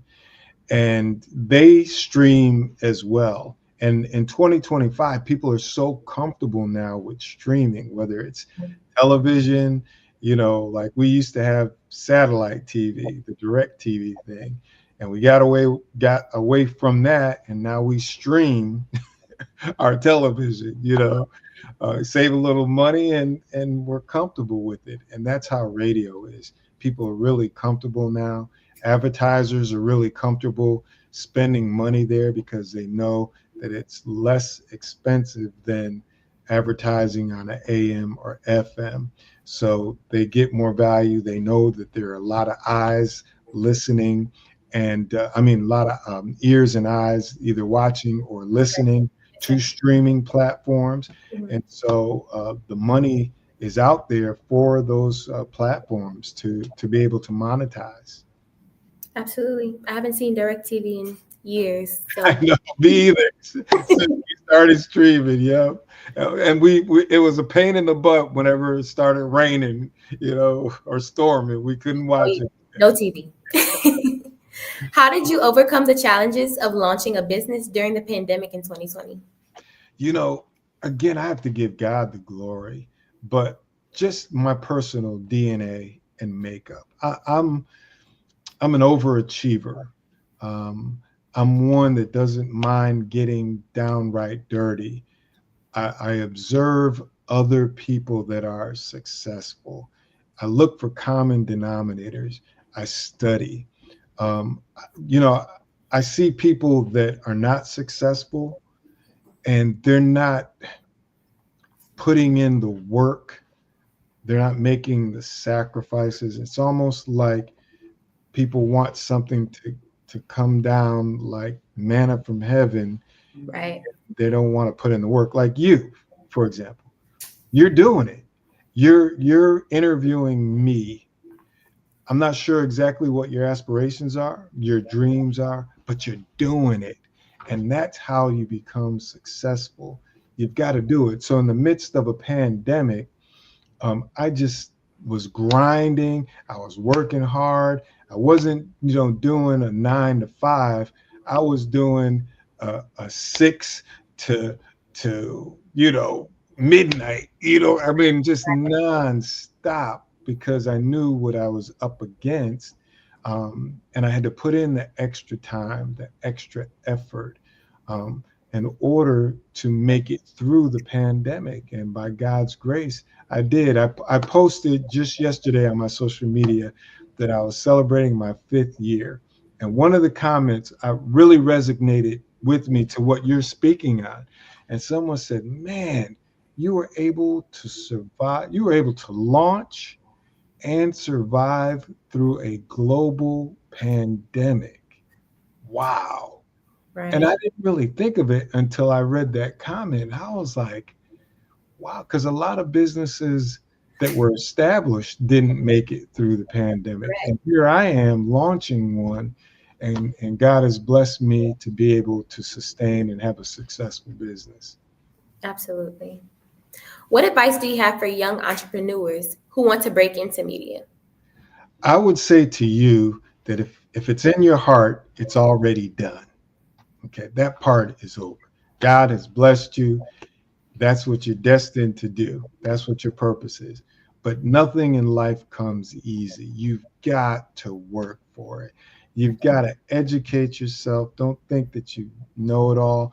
You have to educate yourself. You have to surround yourself with amazing people that are like-minded people. There are going to be some people that are going to try to take you off track, try to defer you, get you to do things that you shouldn't do. That's what happened to me. You know what I mean? But I was smart enough to keep my eye on the prize. Learn all that you can. There's so much information out there on the internet now. Just Google whatever it is that you're thinking about, and you can find that information.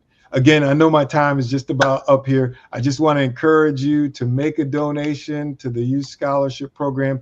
Let's help these young men and women with books, tuition, all the things that they need to further their education to be successful. So please, please donate, donate, donate, donate, donate, donate, donate. You're sowing into fertile soil that is definitely going to yield a great harvest. Yes, sir. And thank you, Mr. Jerry Smith, for coming again. Thank you. And you can find me at jerrysmith.com, jerrysmith03.com, jerrysmith03.com. Thank you, and may God bless you and give you all the desires of your heart, young lady. Thank you. Yes, sir. Thank you.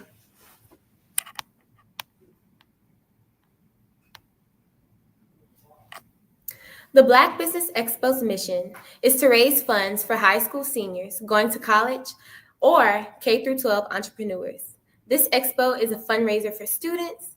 You may go to www.blackbusinessexpousa.com to donate to the scholarship fund, or use the Cash App that's on the screen below.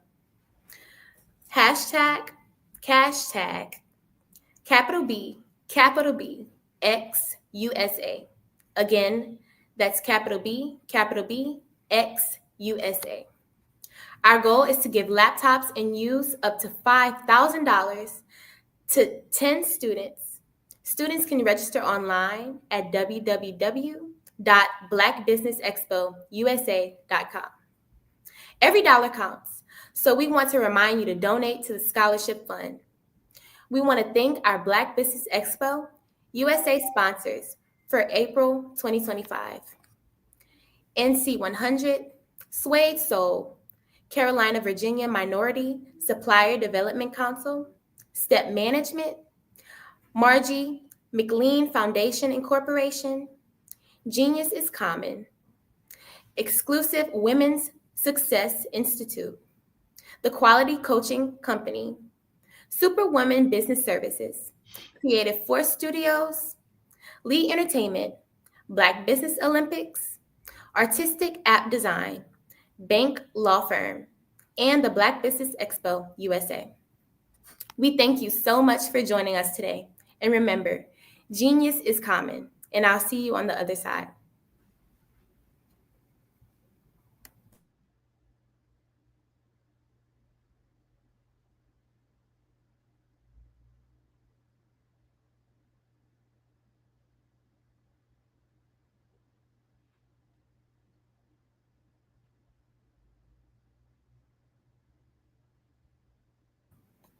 Once again, thank you for joining us.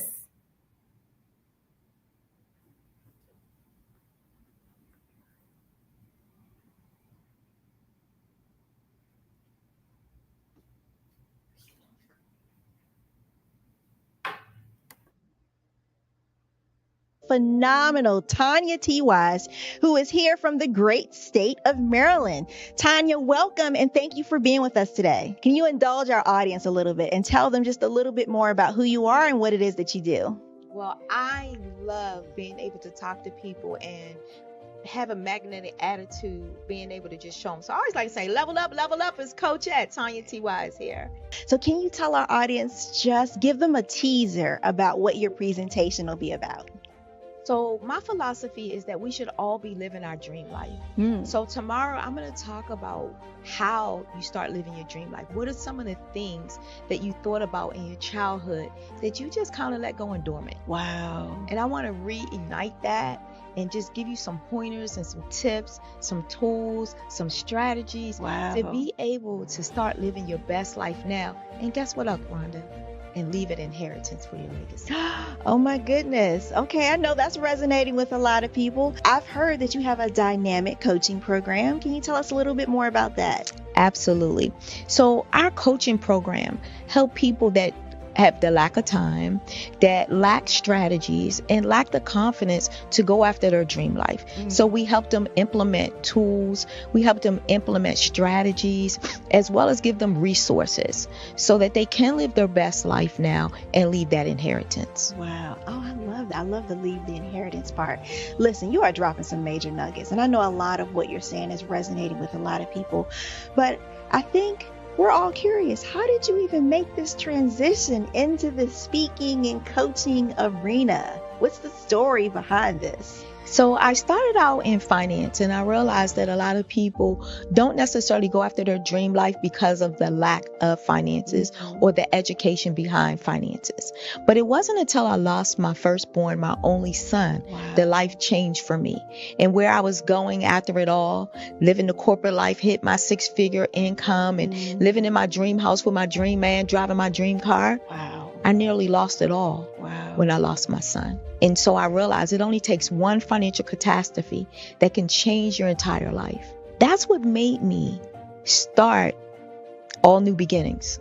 Because no matter what's going on in life, there's a new beginning. And because of that, we develop a program called Wise Minded. My little slogan is, don't just dream it, let's live it. If they want to connect with you or work with you, what is the best ways for them to be able to do that? Well, for my social media guru, you can connect with me on every single social media platform as Tanya T. Wise.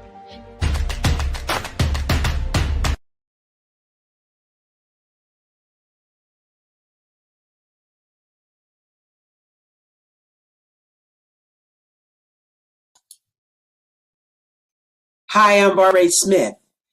Genius is common. My genius is executive coaching and professional corporate training. As the master executive coach and corporate training ambassador for the Genius is Common movement, I help business owners craft their stories in such a way that you know exactly what they do, what they have, and what they bring to the table. Many times as business owners, we are asked, so what do you do for a living? And we could be crushing in our businesses, but we're not quite sure exactly what to say in a short amount of time. Well, I help you take those stories that are the reason why you're in business and why you're so passionate about your business and craft them in such a way that people are drawn to you as opposed to being repelled by you. Because every conversation, every time you talk to someone about your business, you are excited about it. But are you really conveying what you do, what you have, and what you bring to the table? And do really people understand why you care so much and why they should care that you have the solution to their problem? Well, I'm here to help you with that. As a master storyteller, I can help you with your stories and spin them in such a way that they are intriguing and fascinating. People want to listen to you talk. about your business. That's why at the Genius is Common movement, I am the master executive coach and professional training ambassador. That's my genius. And genius? Oh yeah, it's common. Did you know women represent just 3% of Fortune 500 CEOs and less than 15% of corporate executives at top companies worldwide? Have you wondered what the secrets are to getting into the top ranks, whether in the private or public sector? Do you want to figure out how to stop being held back in your career or passed over for promotion? Then you're in the right place. Hi, I'm Dr. Madeline Ann Lewis, President and CEO of the Executive Women's Success Institute. I have decades of experience in the military, the federal government, and corporate America, and my mission is to help women succeed and tap into their full potential. I want to reach 1 million plus women around the world to become the leaders they are meant to be. So if you want to move into a management or executive level position, or maybe you are a female veteran transitioning out of the military into business entrepreneurship, then reach out to the Executive Women's Success Institute at 301-693-3284. Let us get you on the fast track to success.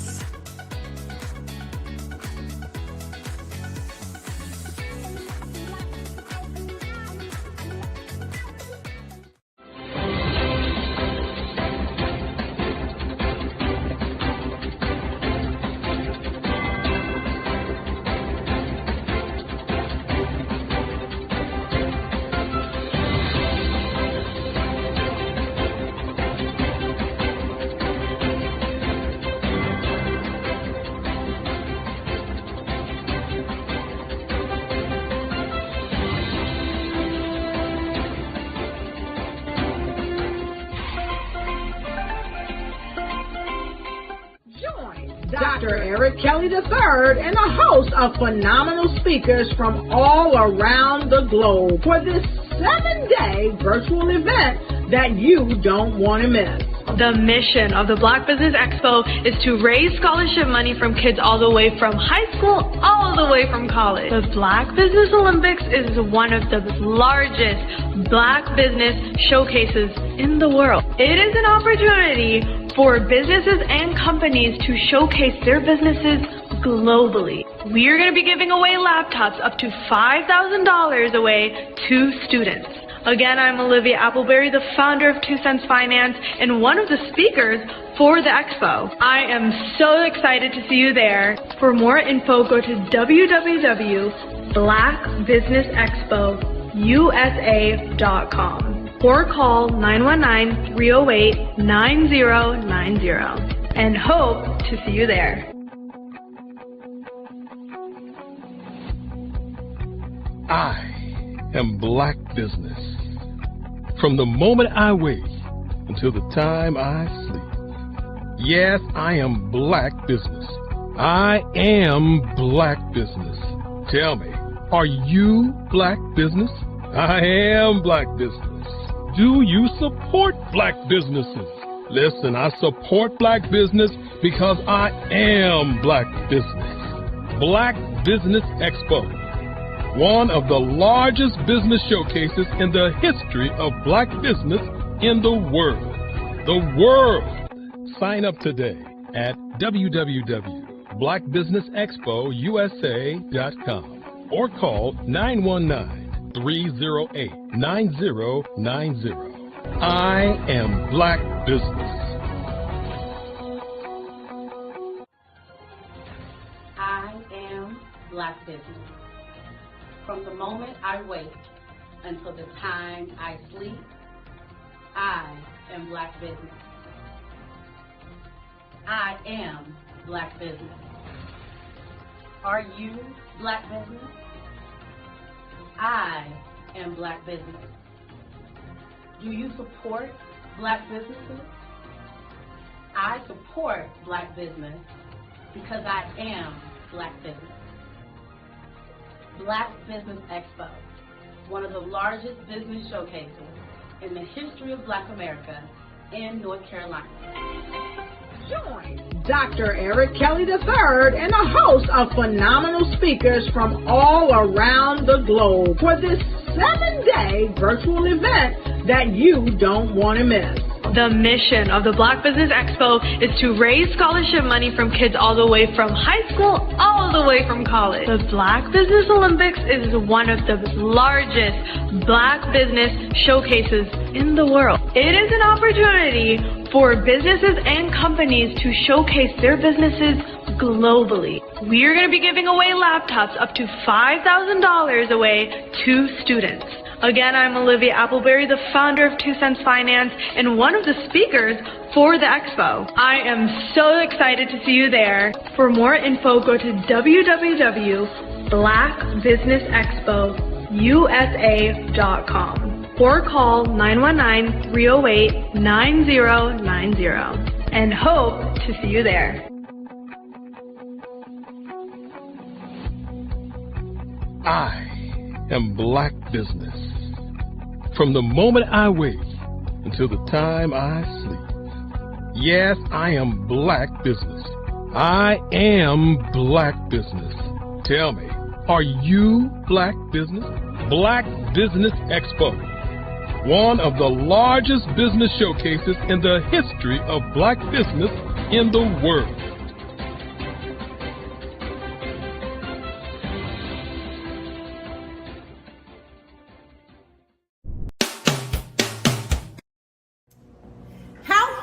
Is it to land on the front cover of a top-tier global publication? The answer may surprise you. If you are a business owner, industry leader, speaker, author, or coach, this is your opportunity to get featured in a publication that reaches worldwide. We want to be able to tell your story, showcase your brand. We have made it so easy. All you have to do is answer a few questions and tell us a little bit about your business, and we'll take care of the rest. But why get featured?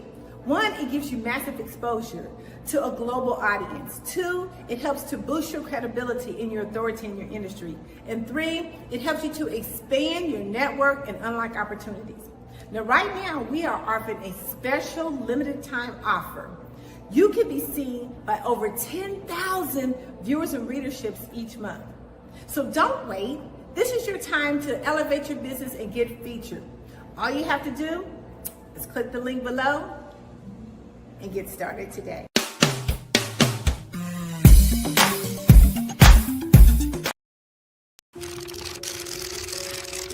Bravery is not the absence of fear, but the ability to overcome it. We stand for those who defy suppression, who speak out, and those who walk the road less traveled. Everyone deserves to be seen and their voices to be heard. We're sparking a movement, growing a community of creators united by the desire for freedom, choice, equity, and ownership. At Fanbase, it's all for one and one for all. We support each other to guide, promote, and uplift you in a place where you can unapologetically be yourself. A place where your voice, ideas, and creativity are not just welcomed, but celebrated. We are Black founded, minority funded, and supported by a diverse, inclusive, powerful community that believes in the strength of authenticity and individual choice. Regardless of success or background, we welcome you, the marginalized, the underappreciated, the successful, the superstar. We're for all who seek a space to express themselves freely, where they are rewarded for being their authentic, true self. We transcend labels because only we have the right to define ourselves. We are built for the brave, the culture, the creators, and for the future where everyone has the power to shape their own destiny, where all are empowered, voices are amplified, and freedom is embraced. For the first time, you have a chance to own the platform you helped make popular. It's a revolution. A movement in how we connect, create, and share. Everyone is a creator, and everyone has a fan base. Here, you can be you, without limits. I was born in a little village on the island of Haiti. Many deadly diseases pounded me. It is as if they were on a mission to end my existence on this earth. I refused to give up. In 1983, I left Haiti and came to the United States of America. And I came with $5, 2 shirts. I didn't speak any English. I came to Atlanta. I got a job. I was a doorman. I was a doorman with a dream. What I used to come on stage. I'd rehearse this moment that I'm standing in front of you. That's the power of a dream. Maybe today is the day you begin acting as if you already have it. And then step out with full force. Take a risk. No condition is permanent. Don't let your situation distract you. You are chosen. You are called. You are born for a purpose in this life.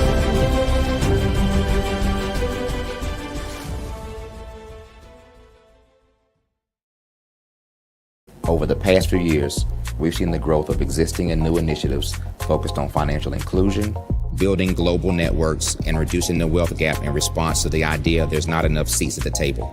Whether their outcomes are to increase the representation of Black executives on corporate boards, ensure an inclusive global economy, or to create new U.S. African commercial pathways, the strategies are often carried out by separate programs. The question is, should they be? With the continent of Africa being home to more than half of the world's fastest growing economies, the youngest workforce, over 400 companies generating more than $1 billion annually, 700 generating more than $500 million annually that are poised for growth, and being the destination of nearly $5 billion in venture capital in 2021. Diversifying U.S. and Africa commercial engagement by building bridges between African businesses and their U.S. diaspora should begin being seen as mutually beneficial. From helping to reduce Africa's enormous capital gap to catalyzing two-way trade opportunities, the COVID-19 global pandemic hopefully has taught us that global challenges and opportunities are more interconnected than we thought. During the pandemic, African companies like Unicorn Flutterwave, insurance provider Reliance Health, ride-hailing app Yasir, and 54Gene, the continent's first bank of DNA on people of African descent, proved that when African companies have access to networks, capital, and information, they grow big, grow fast, and create solutions that are valuable to the world. This is why BDirect was created. We are the first U.S.-based but African-centric board preparedness and board search company designed to connect U.S. Black talent and corporations to African businesses. Unique and fundamental to BDirect's success is our process of helping board candidates adapt their experience and networks to an African context before they're connected to high-growth companies that are looking to locally and globally scale. From our focus groups with African business execs and government leaders, we don't ignore the sentiment that business is easy, but people are hard.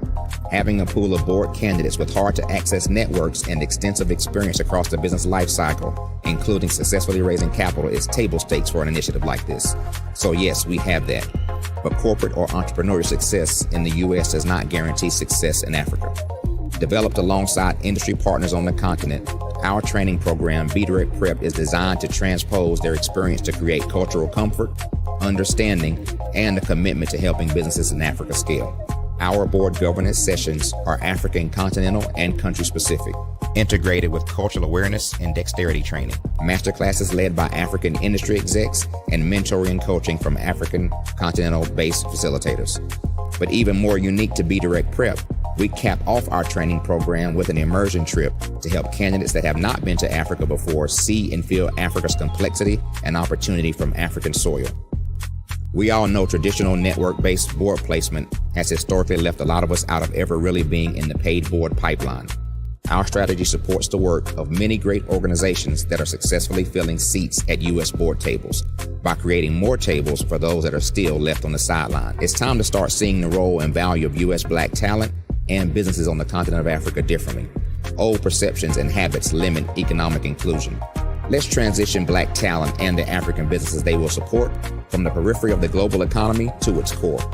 Living in a global lockdown, we all know now how fast local and global economies can change and see the value of having businesses that hire, strengthen local value chains, and even grow globally.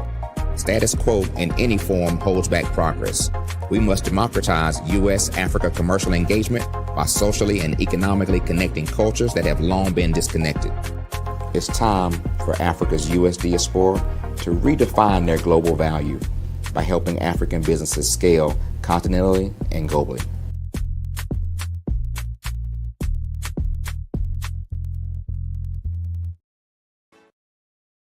The Black Business Expo's mission is to raise funds for high school seniors going to college or K-12 entrepreneurs. This expo is a fundraiser for students. Please, you may go to www.blackbusinessexpousa.com to donate to the scholarship fund or use the Cash App at $BBXUSA. Our goal is to give laptops and up to $5,000 to 10 students. Students can register online at www.blackbusinessexpousa.com. Every dollar counts. Please donate to the Black Business Expo USA Scholarship Fund.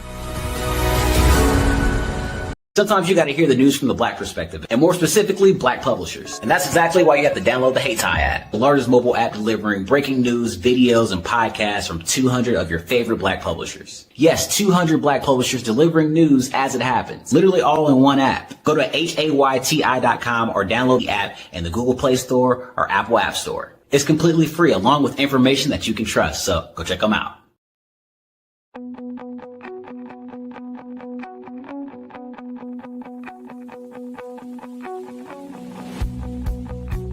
I am Black Business. From the moment I wake until the time I sleep. Yes, I am Black Business. I am Black Business. Tell me, are you Black Business? I am Black Business. Do you support Black businesses? Listen, I support Black business because I am Black Business.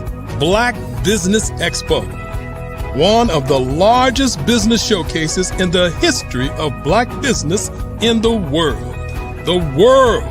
Sign up today at www.blackbusinessexpousa.com or call 919-308-9090. I am Black Business.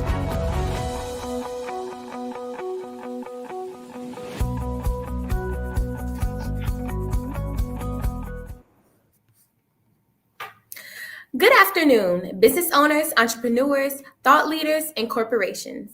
Welcome to the Black Business Network. My name is Cadence Brown, and I am your business moderator for this edition of the Black Business Network. The Black Business Network is a 24-hour business network showcasing Black businesses, business owners, entrepreneurs, and thought leaders worldwide. We have speakers from North Carolina, London, Singapore, Africa, Japan, and cities all over the United States. The Black Business Network is a global community sharing its business knowledge to empower, inspire, and educate businesses about business. Today, I'll be introducing to you Ms. Renee Miller. Renee Miller is a dynamic visionary, CEO, and founder of Remember Who You Are Enterprises and the Love Camp. With an MBA and a professional coaching certification from the International Coaching Federation, Renee combines business expertise with a deep passion for personal transformation and community empowerment. Chairman of the Western Maryland Advisory Board for the Maryland Black Chamber of Commerce, speaker and author of Seasons of Love, Love's Journey, 90 Days to Positive Change, and Growth Journal. Renee specializes in helping Black women and men rediscover their authentic selves, embrace self-love, and manifest their life and love vision. Through her Seasons of Love and 7 Factors of Love system, she champions mental, emotional, and spiritual wellness as keys to thriving personally and professionally.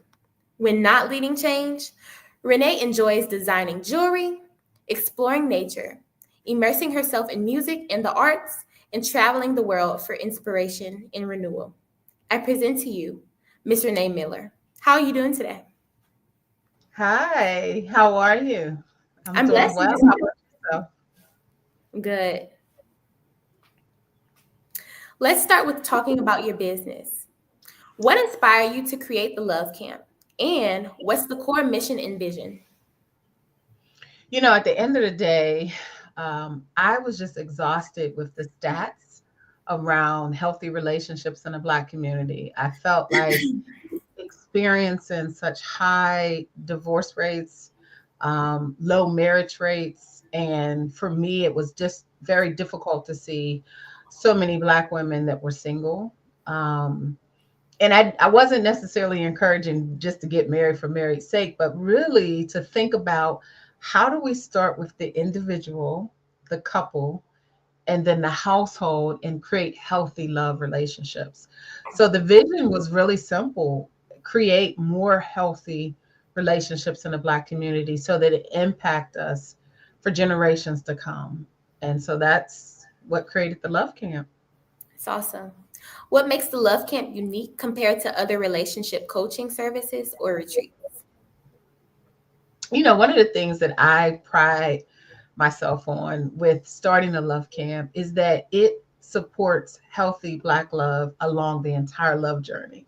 A lot of times we'll see companies and they'll support only couples, or they're only focused on Black women, or maybe only Black men. But what I get excited about is supporting Black men and women along their entire love journey, because initially I was like, well, if I support our Black women and get them where they need to be, selecting better choices and loving on themselves. But I was like, listen, we need our men to also be joining us. Absolutely. And if that's out, then we're still in a situation. And so while it's taken a little bit longer to engage all of us at different points in their love journey, we're doing the work to make sure that we say, we see you, Black community. We see how much you want more love. We recognize the importance of it. And we want to join you in creating those skills. So it really is a company that was designed to be holistic in our approach and support the entire process and not forget about our community as a whole. And while we've been segmenting them and not starting with all of us at the same time, we do recognize that we need to speak to our community as a whole, the community that is interested in supporting their relationship with love. Absolutely. So who's your ideal client for Love Camp's various offerings? That's such a great question. For sure, it is one, those that are in the Black community that value learning the skills for healthy relationships. And because it's an attitude, it's an intention, and it exists in men and women. However, what I found is that it exists more readily in Black women. And I find that the woman typically will bring the man along. We're looking for ways to get more of our men to initiate it. But the ideal client is those that are interested in love. And then my second ideal client is Black women that are like, hey, I want to learn the skills for myself, or I want my partner to also learn the skills, or I want the man that I'm interested in, that I'm dating, to learn the skills so that we have the highest chance of really succeeding in our relationships. And I would say my goal is to connect with those women that are hopeful still, that are not like, it's a wrap. Because just so many of us are like, I'm good. Like I'm exhausted with the state of relations between our men and our women. And I'm really trying to capture those women that haven't given up yet, that haven't decided that it's a waste of time or it's just not worth it because of the state of relationships nowadays. Beautiful. Can you share a success story that truly embodies the transformation clients experience at the Love Camp? Yes, I have so many. But there's one that stands out that makes me super, super proud. And even though I work with single Black women, this particular couple stands out to me because when they came to the Love Camp, they really were trying to figure out how to lessen the conflict, how to reduce the power struggle, how to really communicate where they each felt seen and heard, and create those actual steps that would support the relationship long term, not just short term. And I'm just so proud of them because not only did they do the couples coaching with me and my love, because we coached together in the company, but they then went on to get engaged and invited us to speak at their event. And now they'll be getting married in less than 60 days today, as a matter of fact.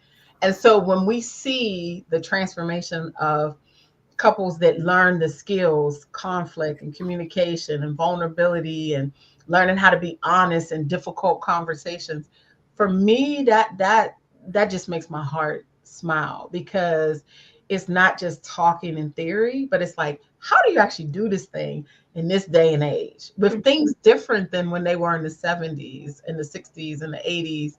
So much has changed. And now we have to be able to catch up and use principles that work with common times. And so when I think of that couple doing the work and shifting their mindset, they literally got in the trenches, did the coaching, then did the retreats, and came out on the other side. And they're still practicing the skills today. That's amazing. Congratulations to them and yourself as well. Thank you. How has your own personal journey influenced the development and approach of the Love Camp? Wow. So I will tell you, I had a lot of challenge with love. Like, I grew up never learning how to value myself, not understanding my own self-worth. And so I kept picking or selecting or allowing, whatever you want to call it, the wrong people in my life over and over again. And so the men that I would select in my life, either I allowed them to be more takers than givers, or I allowed them to treat me in a way that was less honoring. And so I ended up being a serial dater. And then I ended up getting into an unhealthy marriage. And now to a blissful, best relationship I've ever had in my life. And it took decades to figure it out. And so my personal story is a testament of the system that I've put in place that is the same system that helps a single woman find healthy love and do something different, to couples who need to learn how to be better in their relationship as a couple. It's the same system. I've learned it works because it's based on 7 factors of love that I had to first do on myself, and then prove that it works over and over again with different people. Because before I was a love coach, I was always out there like matching people up or giving workshops or seminars talking about love. So my story is because I was on a mission to understand the value of healthy, integral love. And I used it on myself first through some heartache, and then moved on to doing it professionally. That is inspiring. So it's a lived experience. Thank you. Yes, a blessing in disguise. Yes. Why do you believe a healthy relationship with oneself is foundational to experiencing fulfilling romantic love? You know, we just had this conversation. So me and my love went on a Sunday walk yesterday. When we go on these walks, we have these deep, thought-provoking conversations.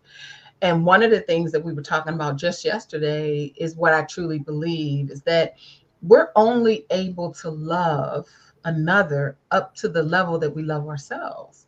And if so, we're not always doing work to understand who we are, understand what we think about ourselves, our worthiness, our esteem, our self-advocacy, all of the things that we're not always taught. Some of us are, but most of us aren't.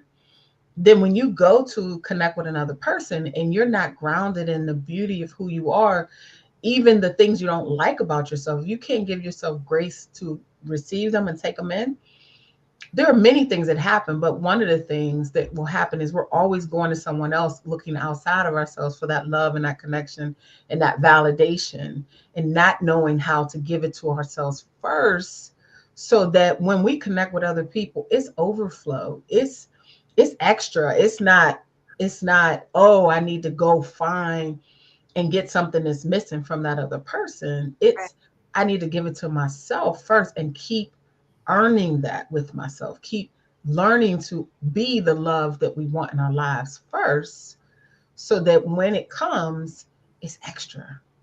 It's extra. It's not I needed this because I don't have it for myself. It's that, oh wow, I'm attracting more of what I already have. It's a different experience. Okay. So, in today's society, what are some of the biggest misconceptions or challenges people face in the understanding love? Misconceptions.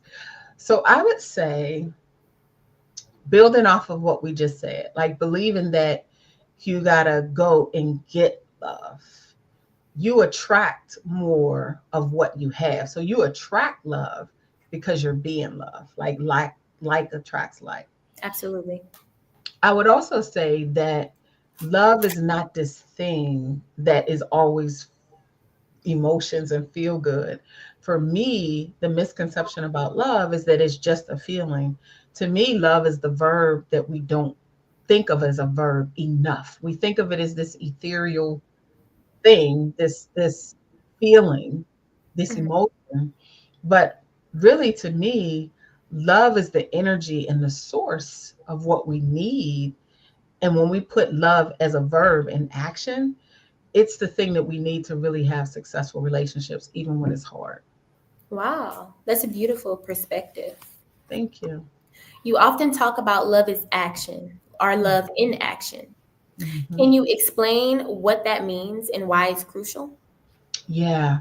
So love in action is when, so love just in theory or in now is like, oh, I feel good, or I feel all warm and fuzzy, or this beautiful thing over there. But love is an action, is this energy that says, because I actually love this person, I'm going to show up that demonstrates it. Isn't just talk, it isn't just a word, but it's actually, let me show you that I love you. Let me be honest. Let me be transparent. Let me be vulnerable. And this goes both ways. Let me be vulnerable when you need it most, so that you feel safe in the engagement, so that you feel seen in the engagement. Let me say the thing to you that is difficult to say when it's a difficult conversation, but let me say it with love. So love in action is really, to me, practicing all the skills that back up the words. That's what love in action is. It's like, I'm not going to just tell you I love you, but do something different. I'm going to tell you I love you, and I'm going to back it up with action. And here's the asterisk: when it's hard. And when I say that, let me put another asterisk. It doesn't mean struggle love at the exhaustion of ourselves. So it means first learning how to love on yourself, make sure you have your boundaries, make sure you're clear on who you are, who you need to be in the exchange. And then when you're doing love in action, it's not devoid of you. It includes you. It involves you. It involves you and you valuing yourself, so that love in action isn't, I'm a doormat. Love in action isn't, I got to be the sacrifice. It is, how do we communicate and honor this connection in an integral way, so that you truly feel seen and I truly feel seen and you feel loved and I feel loved. And to me, it's like doing the work with love, and it's not just making it all in theory, because that's what we do a lot. We make it all in theory. Agreed. How can understanding and practicing the different facets of love, like the 7 factors, lead to personal and relational growth? Oh, for sure. That's a beautiful question, because so I'm going to give you the 7 factors because I've been talking about them, but I don't know if your audience even knows what they are. I've been kind of talking about them. So I'm just going to give all 7 and tell you why they're important to work in synergy. So we have attraction, We have communication, we have honesty, we have respect, we have trust, we have safety, and we have vulnerability. And what I've learned is all of those factors work in synergy. And usually, if there's one that's out, there's usually two that's out. There's usually one plus. Because if you think about it, if you don't have effective communication, a lot of times you're not trusting the person, or you have some respect issue, or so it's usually something, or you don't feel safe. So there's usually 2 to 3 of those factors out. And so the goal is to do the work to understand, why is that factor out? What is in the way of that factor being practiced healthy? Like, how do you practice honesty? How do you make sure that you practice communication where the person feels respected and valued? Because this is someone you love. You know what I mean? And I'm air quoting because it's air quote if it's not in action. It's just in theory. Or, how do you create a safe space where you want to be vulnerable, but you don't even know how to let that part of yourself be seen? And this is men and women. And so when you learn how to actually implement these skills with practice and intentionality, then you're a different version of yourself in that relationship. You're not the version of you that may avoid or may attack or may hide, or whatever the case is. You're the version of you that says, I'm going to communicate with my words and my actions to show you that I can have the kind of relationship that is safe, the kind of relationship that is empowering and loving, and ultimately, if you choose to, lasting. And so the change is tremendous, because you're not going through what's acceptable in a lot of unhealthy relationships, but you're really putting the work in to say these factors are important. And when I put them in synergistic action, it's a different relationship with myself first, and then with another. Okay. It's kind of a long answer. We got it. So this next question, I think most people would love the answer to. What role does healing from past hurts play in opening oneself up to healthy love? So can I tell you a quick story? Go ahead. So in 2018, at the beginning of 2018, I was just like done. I was in a marriage that I didn't feel seen, didn't feel loved, and felt like, quite honestly, I was just a roommate or the caregiver. And I was just exhausted. So in January of 2018, I was like, listen, by the end of this year, my entire life's going to look different. And either this marriage is going to completely transform, or I'm out. Okay. Because I have been trying, and I have realized that I had made a bad choice. And I knew that another year of that I couldn't survive. I was a fraction of who I am in personality and in energy. And I think that pain and that desire to be honest about the choice I made and how I was like emotionally dying inside, and just a fraction of who I was, made me really decide to take a hard look at the choices I made. And so sometimes when we're willing to be accountable and not be a victim to our experience, because I could have been like, man, it's all him. No, but I was like, no, you made that choice, Renee. You decided to get married for whatever reason, and I got clear on that reason. And once I realized I was in a lot of pain and turmoil, I was like, own your choice and then choose a different choice. And I think that comes from also being a coach. And so your pain can completely transform your life, because unfortunately, many of us as human beings, we need, not always, but we need pain or some type of challenge to change us. And that's not true, but that's how we function most of the time. Yes. And for me, it was a painful marriage that I was like, I can't survive this another year. I'm out, or it's going to change. Okay. So about your exclusive system, Seasons of Love and 7 Factors of Love, can you briefly explain the concept behind your Seasons of Love framework? Absolutely. So what I realized from my life and the process I had to go through to learn healthy love, it literally was a seasons of love process. And I'll tell you what that was. For me, I had to do a deep assessment. Like, where am I? What's working? How'd I get here? What's not working? Like, what do I need? I had to ask myself those hard questions. And so the seasons of love is really about going through symbolic seasons. So winter was that reflection time. I had to do that right before I got separated. And then spring was all about, well, what's my vision? Like, what do I really want? What do I really need? What am I missing?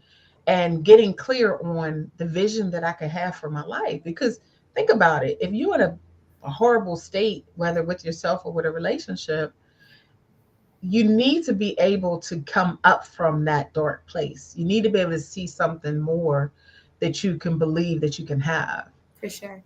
And then symbolic summer is all about, how do I do this? Like, how do I get there? Summer's all about enjoying it and playing and letting the sun kiss your face and just taking it all in.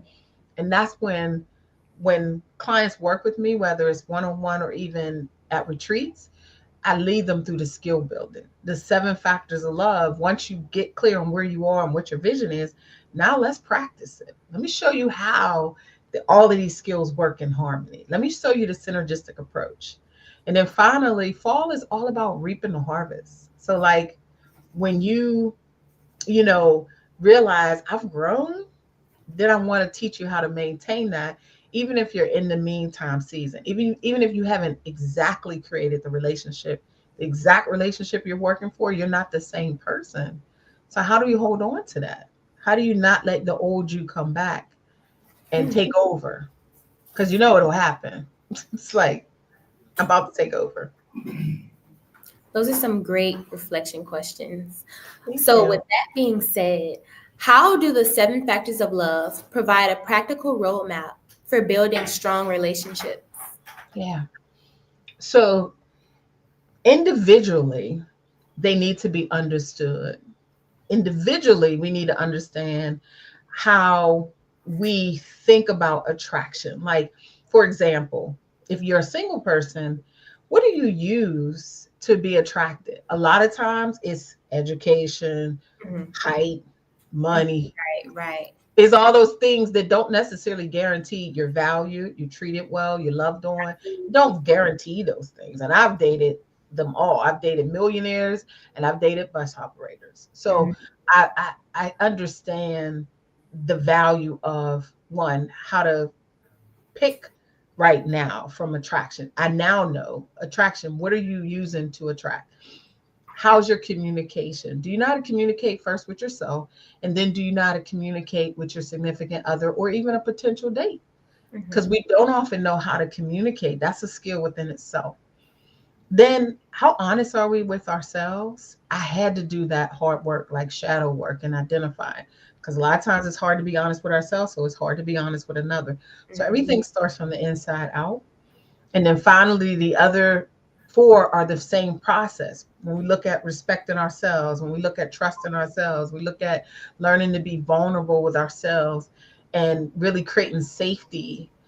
Those are the skills that we have to understand individually. And then we have to practice using them synergistically so that we're using one system to make ourselves and our relationships healthier. Perfect. So how do you integrate your exclusive system into your coaching and retreat experiences? Yeah. So like I said, I always start with the seasons of love as everything. So we have a retreat coming up.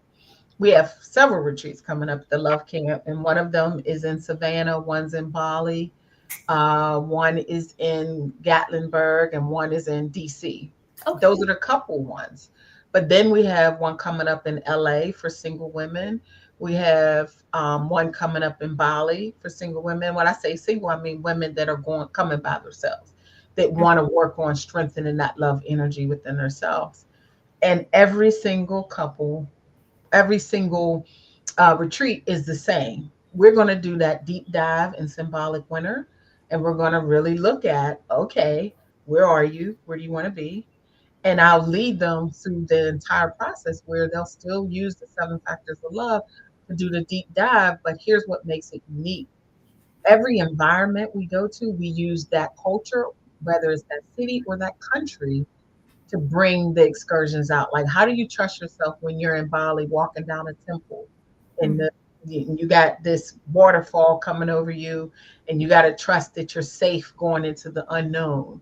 Or how do you know, if you're in, I don't know, Savannah, and you're communicating with your partner and you're doing an activity or an exercise and you don't know what they're going to do because it's an exercise that may be without words. So it's always something that we're doing to make it practical, hands-on, but memorable so they can take it back when they leave the retreat. And we have people that have been in our Love Awaken retreat when we went to Bali last year, and they're still talking about the practices that we've done.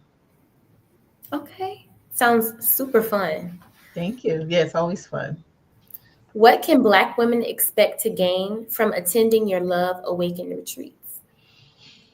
So definitely a stronger sense of self, hands down. Unapologetic permission to experience love at a deeper level, to desire love at a deeper level, to relate to love at a deeper level. Because the Love Awakening retreats are about how do you awaken the love within you and give yourself permission to connect to it. And some women come to the Love Awakening retreats because they want to strengthen self-love.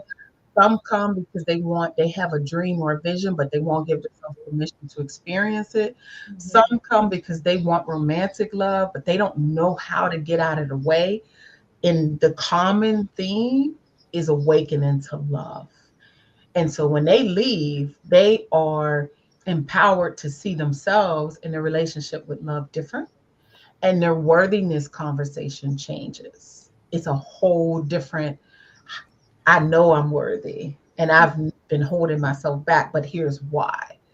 Because we all know we got things that hold us back. But if you don't know why and you don't know what to do, you just kind of spin. Right. So with love, they stop spinning. That sounds so fulfilling. What do you say? What makes your Black couples retreats in locations like Savannah and Bali a unique and valuable experience for couples? Because a few things. So one, we use the environment to bring out connection energy. Like our retreats are always about how do we strengthen your connection. And so if you go to a place like Savannah, it's slower, it's romantic.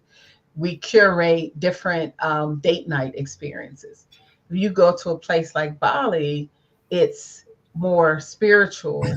It's more beautiful because of the scenery and the water and the plants and the culture. And equally, those two places add stronger connection, but you bring the culture to make the experience one that they won't forget because they're using the culture of that place.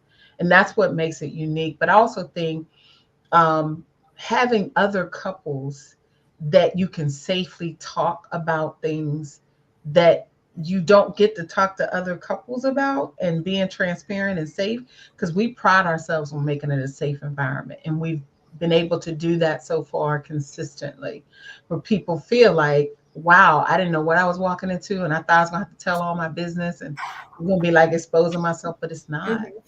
It's let us guide you on the right things to think about, and let's talk about topics that you thought was only yours, that you thought only you was dealing with. Right. Okay. And then they realize that's not the case.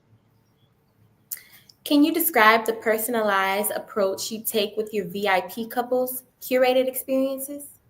Oh, that's our favorite new service that we have. And I'm really excited about it because some of our couples that come to us that want coaching, they don't want coaching over time.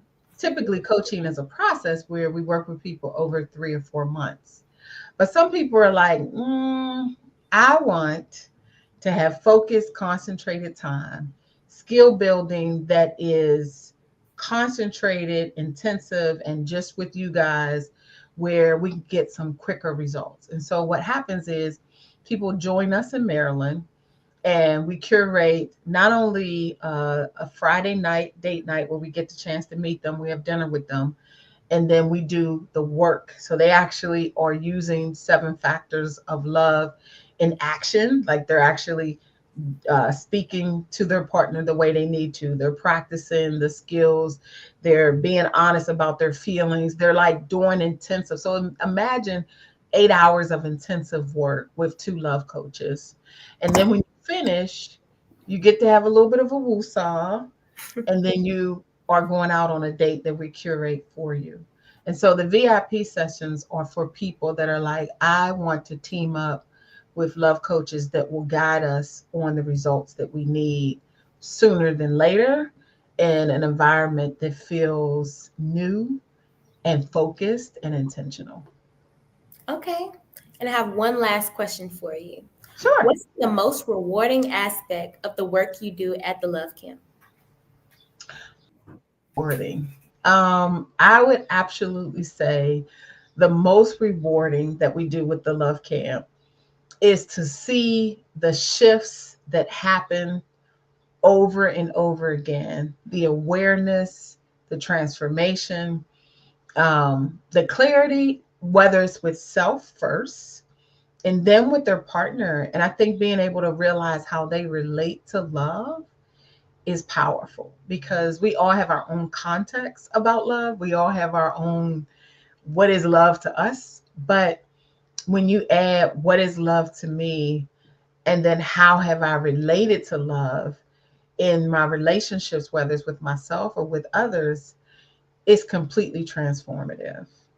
And for us, we start with love. That's why we talk about us being love coaches, because we are not just focusing on love. I mean, we're not just focused on relationships, we're making sure that love is the foundation. Okay. What has been your favorite place so far to travel to? Whew, that's a good question. I feel like it's a tie though. I honestly, like, I love Savannah because we've done this now. This is our 3rd year. So Savannah is like our staple place. Mm-hmm. But I think I've loved when we went to Africa, when we went to Tanzania. That was enjoyable. Mm-hmm. Memories for days. It's hard to say. And now as we're going back to Bali, I have so many fond memories. I don't know. I can't even give a favorite place because they all are different for different reasons. Okay. Who do you recommend for VIP couples? Who do I recommend for the Black Love retreats? Yes. That's a good question. I think I recommend couples that, one, realize that they need to strengthen their communication. Okay. Couples that are committed to growing. Like, I vet every couple that joins us because we need to make sure that it's a safe space for other couples. Mm-hmm. So that means all of us have different things that we need and things we want to strengthen, but they need to be willing to do the work. And I would say couples that are open to learn the skills that would allow them to keep growing as a couple. Okay. For sure. Yeah, definitely. I would say those are the couples. And also couples that like traveling, like, it's a bonus because you get a chance to step out of your norm. We're so used to being in it. But when you step outside and you come to do a retreat with us, you're really stepping away from all your day-to-day normal things so that you get an opportunity to truly focus on your relationship and do it in a fun way, because we have a lot of fun, but we also dive in.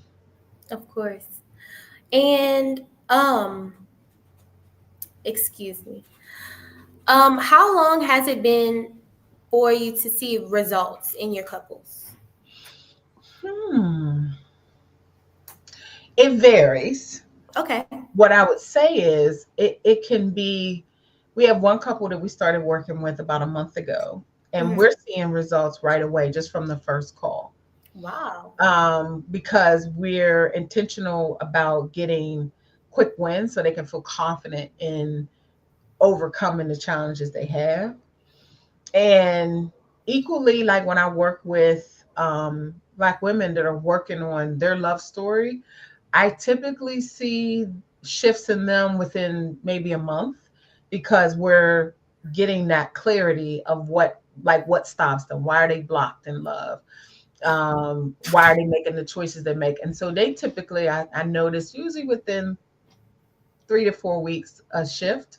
And then of course with our couples, it can be as quick as 1 to 3 calls, because I think it's a different kind of engagement than when I do my one-on-one with Black women. Okay. And where can some couples that are interested in working with you find you? What is your contact info? So they can find us at thelovecamp.co. And we have coaching as well as retreats. And we're going to be coming out with some other initiatives by the end of the year, but thelovecamp.co. Okay. Well, that wraps up our interview. You have been amazing. And thank you for joining us today. Thank you for having me. Yes, ma'am. The Black Business Expo's mission is to raise funds for high school seniors, going to college, or K-12 entrepreneurs. This expo is a fundraiser for students. You may go to www.blackbusinessexpousa.com to donate to the scholarship fund, or use the Cash App that's on the screen below. Hashtag capital B, capital X, capital U, capital S, capital A. Again, that's in all caps, BBXUSA.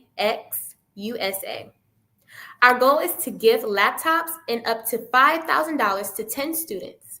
Students can register online at www.blackbusinessexpousa.com.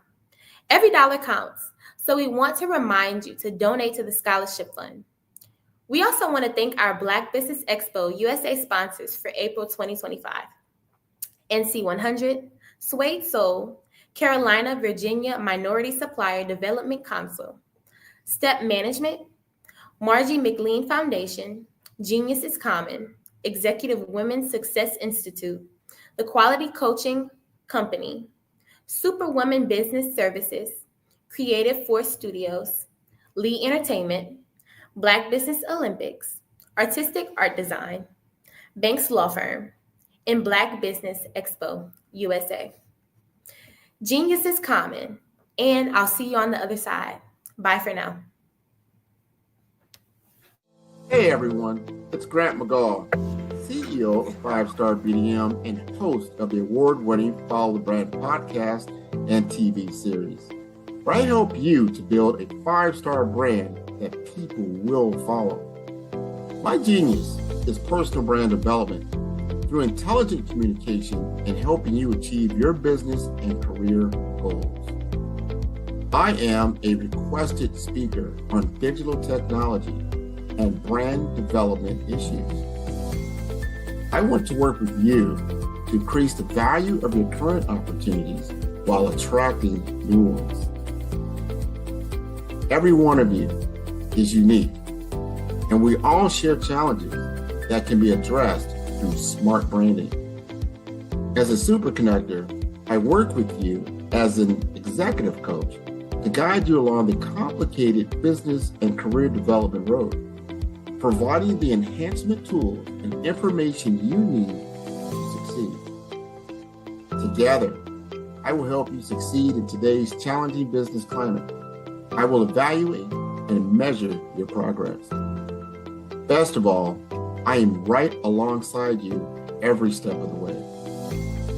Build the brand called you. Genius is common.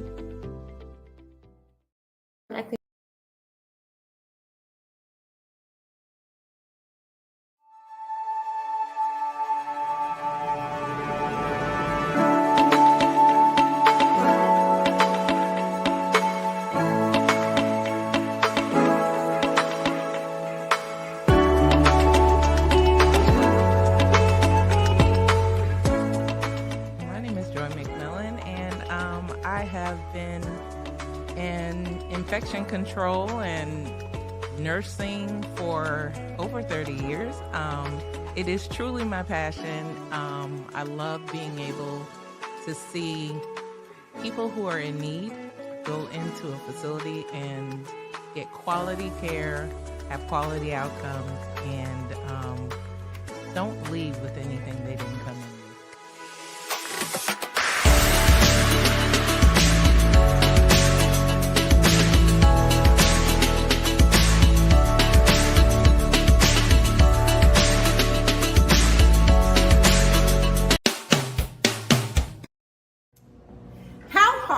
Is it to land on the front cover of a top-tier global publication? The answer may surprise you. If you are a business owner, industry leader, speaker, author, or coach, this is your opportunity to get featured in a publication that reaches worldwide. We want to be able to tell your story, showcase your brand.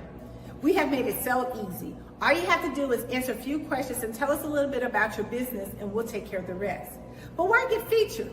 One, it gives you massive exposure to a global audience. Two, it helps to boost your credibility and your authority in your industry.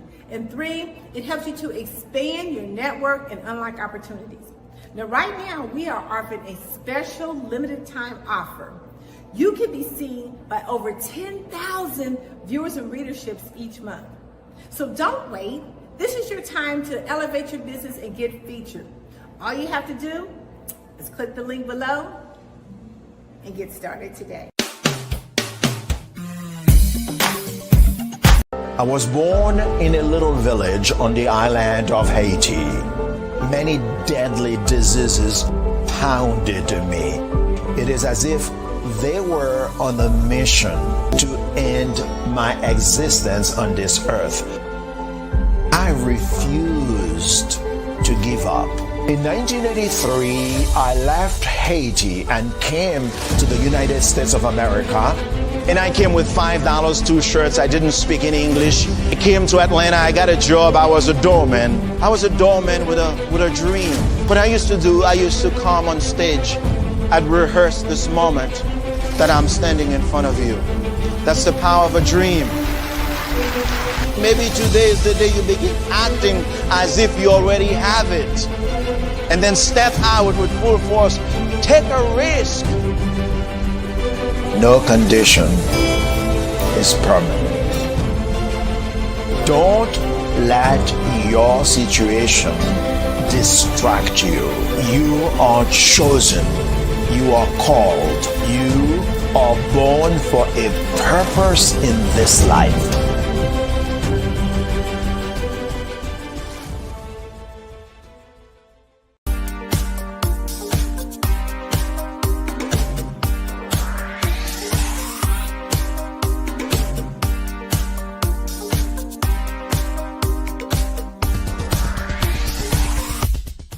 I grew up in Flint, Michigan during the 60s, and as a child, I can remember the civil rights movement. I remember our family huddling around our small black and white TV, and we'd watch all of the things that were going on in Alabama and Mississippi.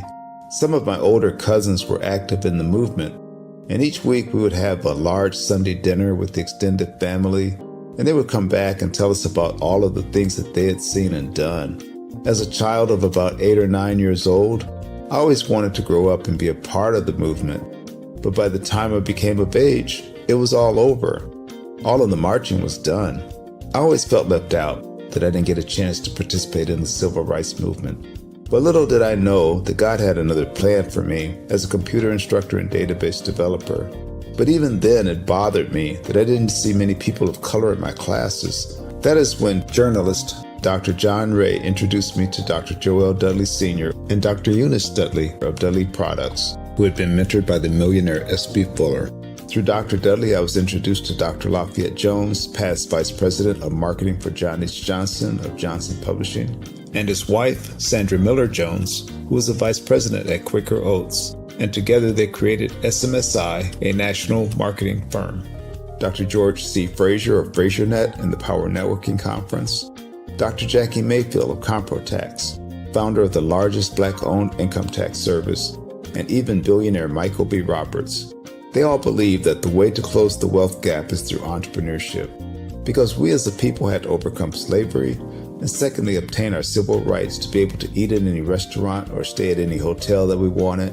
But the third piece is economic equality. And now I am also convinced that we must become entrepreneurs, and to do so we must embrace technology and a strategy of global networking. That is why I created Every.Black, to use my vast experience as a computer instructor to teach entrepreneurs how to use technology and artificial intelligence in business. Every.Black members are listed in our online website directory, promoted in our digital newsletter, on our social media, and on our podcast. And we also conduct weekly virtual mastermind meetings where we read positive books, learn from the experts, while networking with like-minded individuals from around the world, educating them about every aspect of becoming a successful entrepreneur. That is what Every.Black is all about. Just go to www.every.black to take the AI and tech classes you need, to register for our mastermind meetings, and to join the Every.Black family. Visit us at www.every.black and sign up today. Just go to every.black, every.black. No .com, no .net. Just every.black. .black is the new .com. Every speaker has a moment where their words can spark inspiration, drive change, and transform lives. But what happens after the applause fades? With 5-star BDM, your voice doesn't have to fade. We transform your live session into a professional ebook.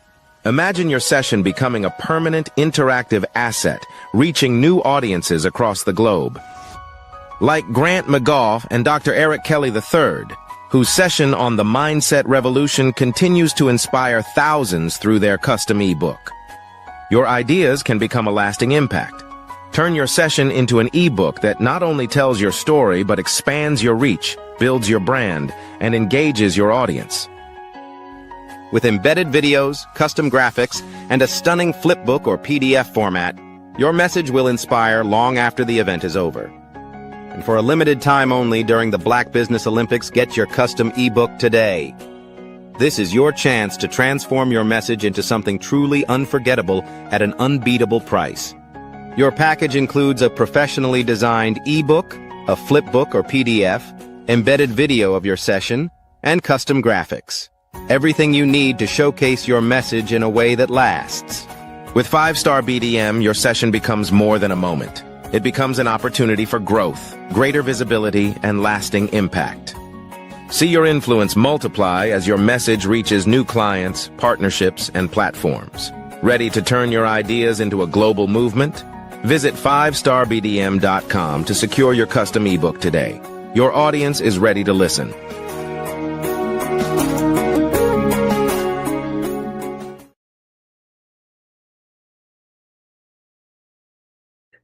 We all have the opportunity to impact the lives of others, whether it is a simple act of kindness, a smile, a nod, or just saying hello.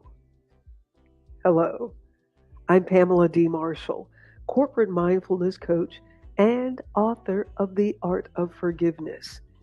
I enjoy every opportunity to interact with others, whether they're in my home, sitting at my table for a holiday feast, or simply stopping by to say hello. My mother would often tell us, speaking is a sign of intelligence. Open your mouth, part your lips, show a smile, and say hello. Genius is common.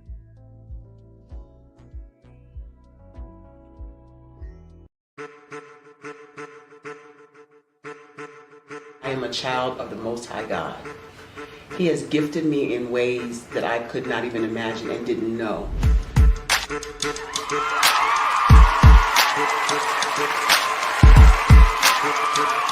There was a time when I didn't know who I was. I listened to other people tell me who I should be, what I should do. I listened to people telling me that I should be a boutique owner, that I should be a construction manager, that I should be a laborer. Have you ever felt like you should do something else, be something else, go somewhere else, be wherever you wanted to be, and you felt like you were in a box? Anybody in the room? And you couldn't get out? Anybody in the room? And you kept trying to go and you couldn't get out? Anybody in the room? But let me tell you, you need to rock the box. Rock the box.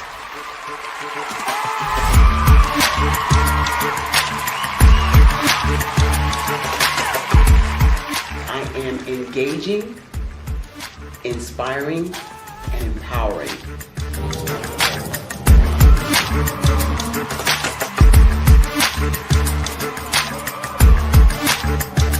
I would give you everything I know. Just by touching you, if I could, by osmosis, give you every single thing I've learned, I've gone through, I know I would.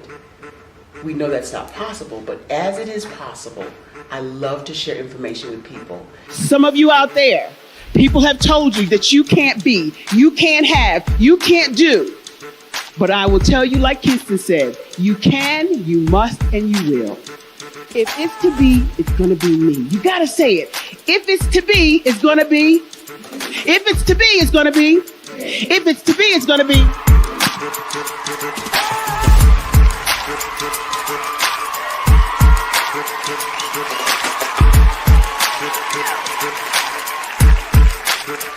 Barbara is because she believed what her mama said about her and not what other people told her. Every day you wake up, when you're in a situation, it's your choice whether it's an advantage or the disadvantage. She gained her confidence and her life, and now she is a testimony. If I can help you elevate yourself, then I feel like I'm elevating my own self as well. What you know and I know together can change the world.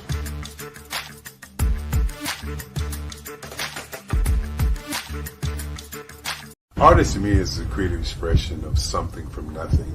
You know, it explodes onto the canvas, or it explodes on in my work. One of the things that I try to do more than anything is I try to just give the lines and the movements and emotions and expressions into what I do. Art really means to me a chance to express how I feel deep down inside. Most of my art begins as a thought that I might have, you know, whether it's sports, whether it's history, whether it's a woman or a man. It pretty much starts as an idea of thought before I get into the actual image of what I'm going to draw. I do a lot of historical pieces. I was a history minor in college, and I love to do history pieces. And a lot of times I'm thinking about history, and then I try to make that history impact you as you look at it. That's one of the reasons I do pictures so large.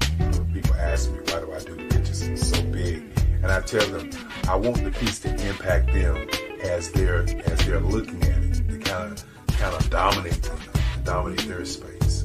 And most of my pieces I try to do off page. I don't try to do anything that's going to be in those four corners or in a square. And I want your imagination to be a part of the piece that you're looking at.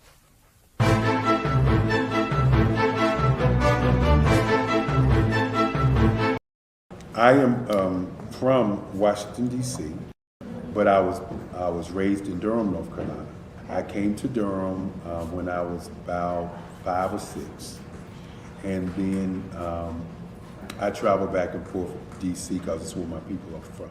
One of the unique things about my family is my mother, she's also an artist. She does quilting, and she does a lot of artistic things. And then my son, he draws with both hands, his right hand and his left hand like I do. So that's kind of a family trait. And then my other son, he's a videographer, and my daughter, she works, she's a regional vice president for Sunglasses.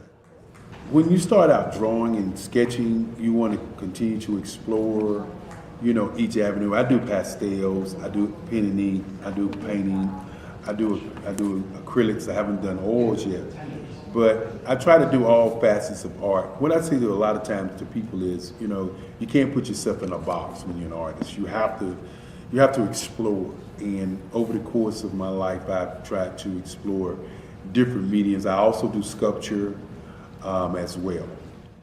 I choose my subjects by the intensity that they have in their faces or the intensity that somebody is moving, because I do more than portrait drawings. I also do I do abstract, and then I do figurative drawing also. Well, what happened in this particular show is that I started out trying to come up with something that would be a little bit different than what everybody else is doing. So I was working on a Barack Obama show, and they wanted me to do some paintings of Barack. And so what I did was, because of the deadlines, I kind of did it kind of fast. And then I realized when I was doing it fast, I enjoyed it. And so then I started doing other pieces the same way, and I started to enjoy those pieces also. And so I came up with this particular style, and it's a style of lines and colors. And what's interesting is that when I was in college, I did a show called Lines, Colors, and I talked about the boldness of the blacks, the hotness of the whites, and this is how this has come about, later on in my life. And the colors comes from a lot of the entertainers that I work with, where they wear different colors. They don't wear, your plain reds or your whites. They wear different colors, and so that's also another piece of what's giving me the colors. The subtitle of this show is Faces That Speak Life. That's real critical. Faces that speak life. Each one of these pieces is a life source and a life energy that's being put on display for people that are looking at it. I always say in terms of my art, it's not important that I draw them. It's important what you get out of what I draw. I don't try to just draw it because you like it. People wanted me to do prints. I didn't do prints. People asked me to do different people, but the people that I choose are people that make a difference in the lives of people in the world. So the human landscape idea was, again, as I say, the lines represent your emotions, it represents your ideas, and it represents your journey as a human being. And that's why you get the different pieces and the different looks. And as you notice, I try not to do one look that looks alike another look. And that's what's the most important part of this show.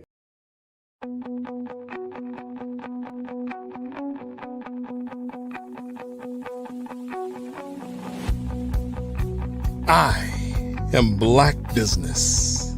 From the moment I wake until the time I sleep. Yes, I am Black Business. I am Black Business.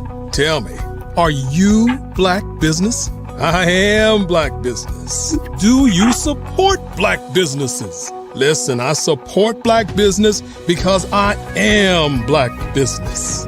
Black Business Expo, one of the largest business showcases in the history of Black business in the world. The world! Sign up today at www.blackbusinessexpousa.com or call 919-308-9090. I am Black Business.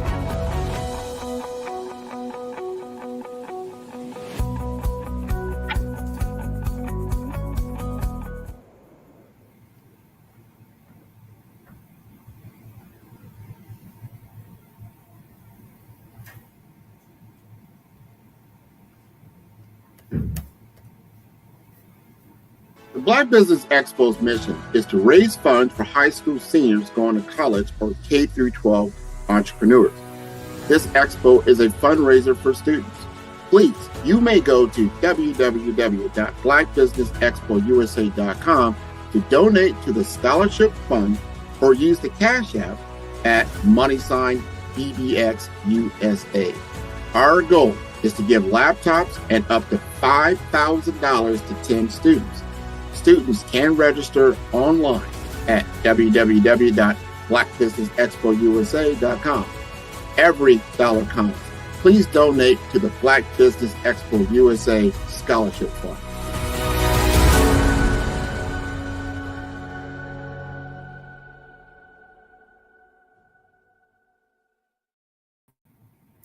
Good afternoon, business owners, entrepreneurs, thought leaders, and corporations. Welcome to the Black Business Network. My name is Cadence Brown, and I am your business moderator for this edition of the Black Business Network. The Black Business Network is a 24-hour business network showcasing Black businesses, business owners, entrepreneurs, and thought leaders worldwide. We have speakers from North Carolina, London, Singapore, Africa, Japan, and cities all over the United States. The Black Business Network is a global community sharing its business knowledge to empower, inspire, and educate businesses about business. Today, I have the pleasure of introducing to you Des Gerald and Lou Ford. First, we have Des Gerald, your unparalleled business partner with over 20 years of success in real estate sales. Des is a certified luxury home staging specialist, interior designer, and broker owner of DI Real Estate and Staging, as well as managing partner at Lifestyle International Realty, Greensboro. She's also the co-founder of the newly launched ACROS, the African Continent Real Estate Listing Service, creating certification pathways with the Ghana Association of Real Estate Brokers. Awarded top individual stager by the International Association of Home Staging Professionals, Des brings a visionary edge to every transaction, serving investors, developers, and luxury clients, all while promoting sustainable and healthy living. Joining her is Lou Ford, a dynamic real estate professional with a proven track record in representing buyers, sellers, and investors. With a background at Washington Mutual, Dun & Bradstreet, Wells Fargo, and First Horizon, Lou's expertise in project management, client relations, and building business credibility has earned her numerous awards. She brings unmatched energy and a relationship-driven approach to help clients reach their real estate goals. Together, Des and Lou are here to share insights, strategies, and inspiration. Let's dive in. How are you ladies doing today? Doing amazing. How are you? I'm doing good. Thank you for asking. So we want to start by getting some understanding of ACROS. What specific need or gap, perhaps felt strongly by those living away from their homeland, inspires the creation or work of ACROS? So ACROS stands for the African Continent Real Estate Listing Service. And I had an opportunity to visit Ghana 2 years ago. And through that visit, just saw the need for producing or making or bringing to the market something that was a little bit more transparent for the real estate industry. Because right now in Ghana and throughout the continent, you may have one property, but that one property, you might have like 10 or 12 agents selling that one property at different prices on different platforms, and sometimes even the same platform. So it just makes it a little hard for the diaspora to even trust the process when it comes to real estate. And so ACROS is actually the solution. Okay. Can you share the story behind ACROS? Was it born from personal experiences related to migration, identity, or connecting back home? So the creation is kind of interesting. Like I said, I did go to Ghana 2 years ago. Des and I were working on another project, and we met a developer who's building properties in Ghana. And so he invited me to the groundbreaking ceremony. So I had an opportunity to go. And when I went, I had an opportunity to visit the castles. And I don't know if anyone has had that opportunity, but I certainly encourage everyone to do it. And when I went to the castles, it's almost like an extra sense it's a spiritual sense that comes over you or takes over you, because you can actually smell and almost feel what happened in the castles. And so when I was there, I could just hear the ancestors asking me, what are you going to do? How are you going to make this wrong right? Like, what are you going to do? When I left, I heard the ancestors say, what are you going to do? How are you going to make this right? I came home and I still heard it. And so that is what prompted the creation of it initially, is I knew that there was something that needed to be done to right the wrong that was done hundreds of years ago. And what part can I play in making something better for the continent? Okay, awesome. How does ACRO's mission directly speak to the unique experiences, challenges, or aspirations of the specific diaspora group, like Nigerians, Irishes, Americans? So I feel that the mission is to make a bridge to connect us back to the continent. Me, Des, and our co-founder, Hannah Atiase, we know that home ownership, we really feel like home ownership is the key. So through Accrels, we're able to bridge that gap, utilizing that platform for diaspora to be able to purchase homes on the continent. Okay. Your connection to the homeland and cultural identity. So, in concrete ways, does ACRO help members of the diaspora maintain or strengthen their connection to the cultural heritage, language, or traditions? We feel that it does. We have groups that have endorsed us. For example, the Diaspora African Forum, and they have a lot of opportunities and systems in place for the diaspora when they are relocating to the continent, to help that integration, to help with learning the culture, learning the languages. So we feel that with having their endorsement, that does play a part in that. Okay, cool. Many in the diaspora worry about younger generations losing touch with their roots. So, how does ACROS address this intergenerational connection? So one of the things that we thought was very important with our platform was to offer education. And the education that we're offering, it's twofold. We have education for home buyers, for people that just want to purchase, or for the younger generation that may want to sell real estate on the continent. We have partnered with the Ghana Association of Real Estate Brokers to offer real estate agent certification in Ghana. So our first class is May 19th, and that will allow the youth to have a professional certification on the continent. And now they can actually bring investors to the continent to sell property, or they can refer investors or buyers to agents that are already on the platform and generate revenue, a commission. Okay, interesting. Beyond nostalgia, how does ACROS facilitate tangible links with the homeland today? So the tangible links beyond nostalgia is we have partnered with E. Wells Realty and Consultancy. That is Hannah Atiase is the CEO of that company. And through that partnership, the agents that are able to gain their certification, because once you take the class, you do have to pass a test, they'll be able to get work permits through E. Wells Realty and Consultancy. Okay, so let's address some diaspora experiences and community building. So living abroad comes with unique challenges, navigating new cultures, building community, sometimes facing discrimination. How does ACROS acknowledge and support individuals facing those realities? So one of the things that we talked about doing is, once revenue is generated to a capacity where we can start gifting, one of the things we're going to do is start building healing homes. Healing Homes is going to be for the youth and the elderly.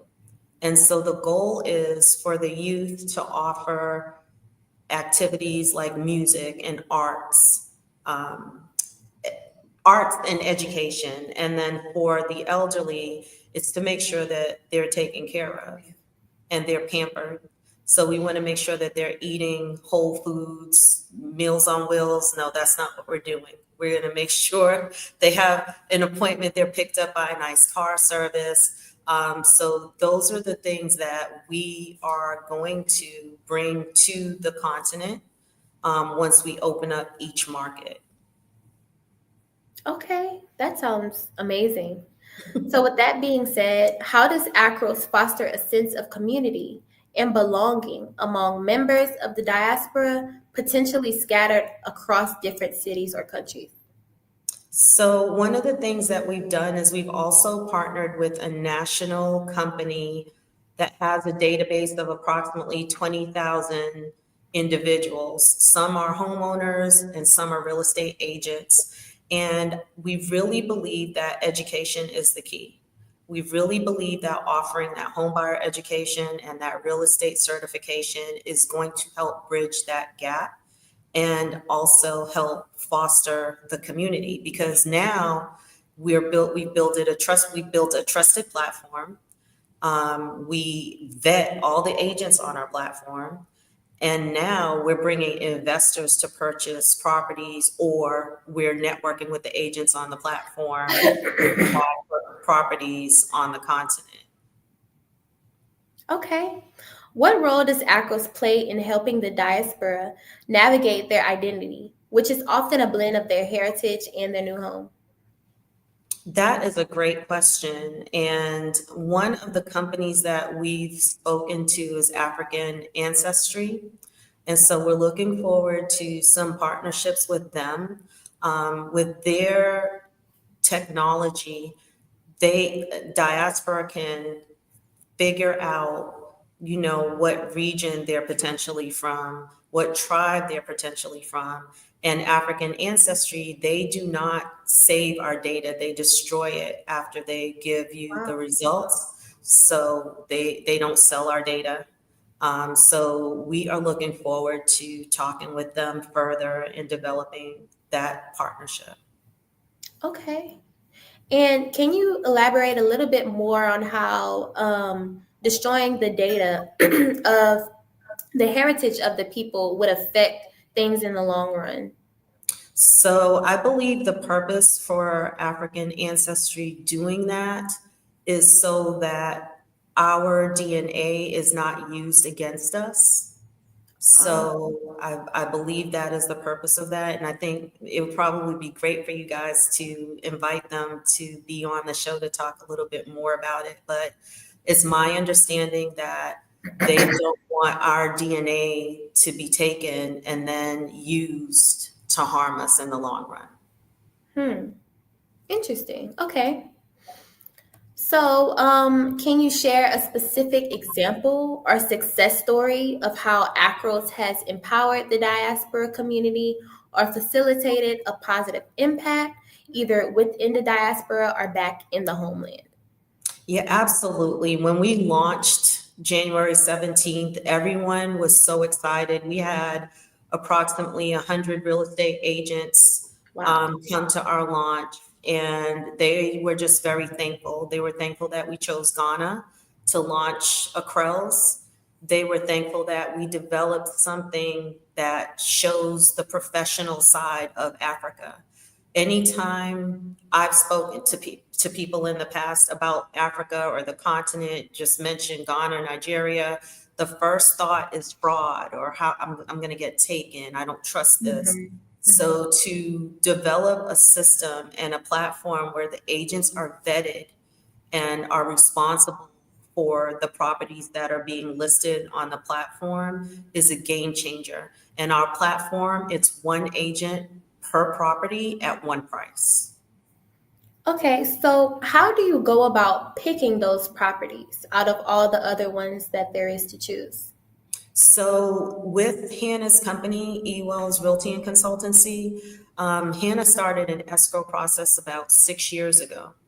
And what happens is there's certain documents that we request upfront from the seller, and then there's 7 to 8 different checkpoints that are checked by an attorney before we allow a home to be sold.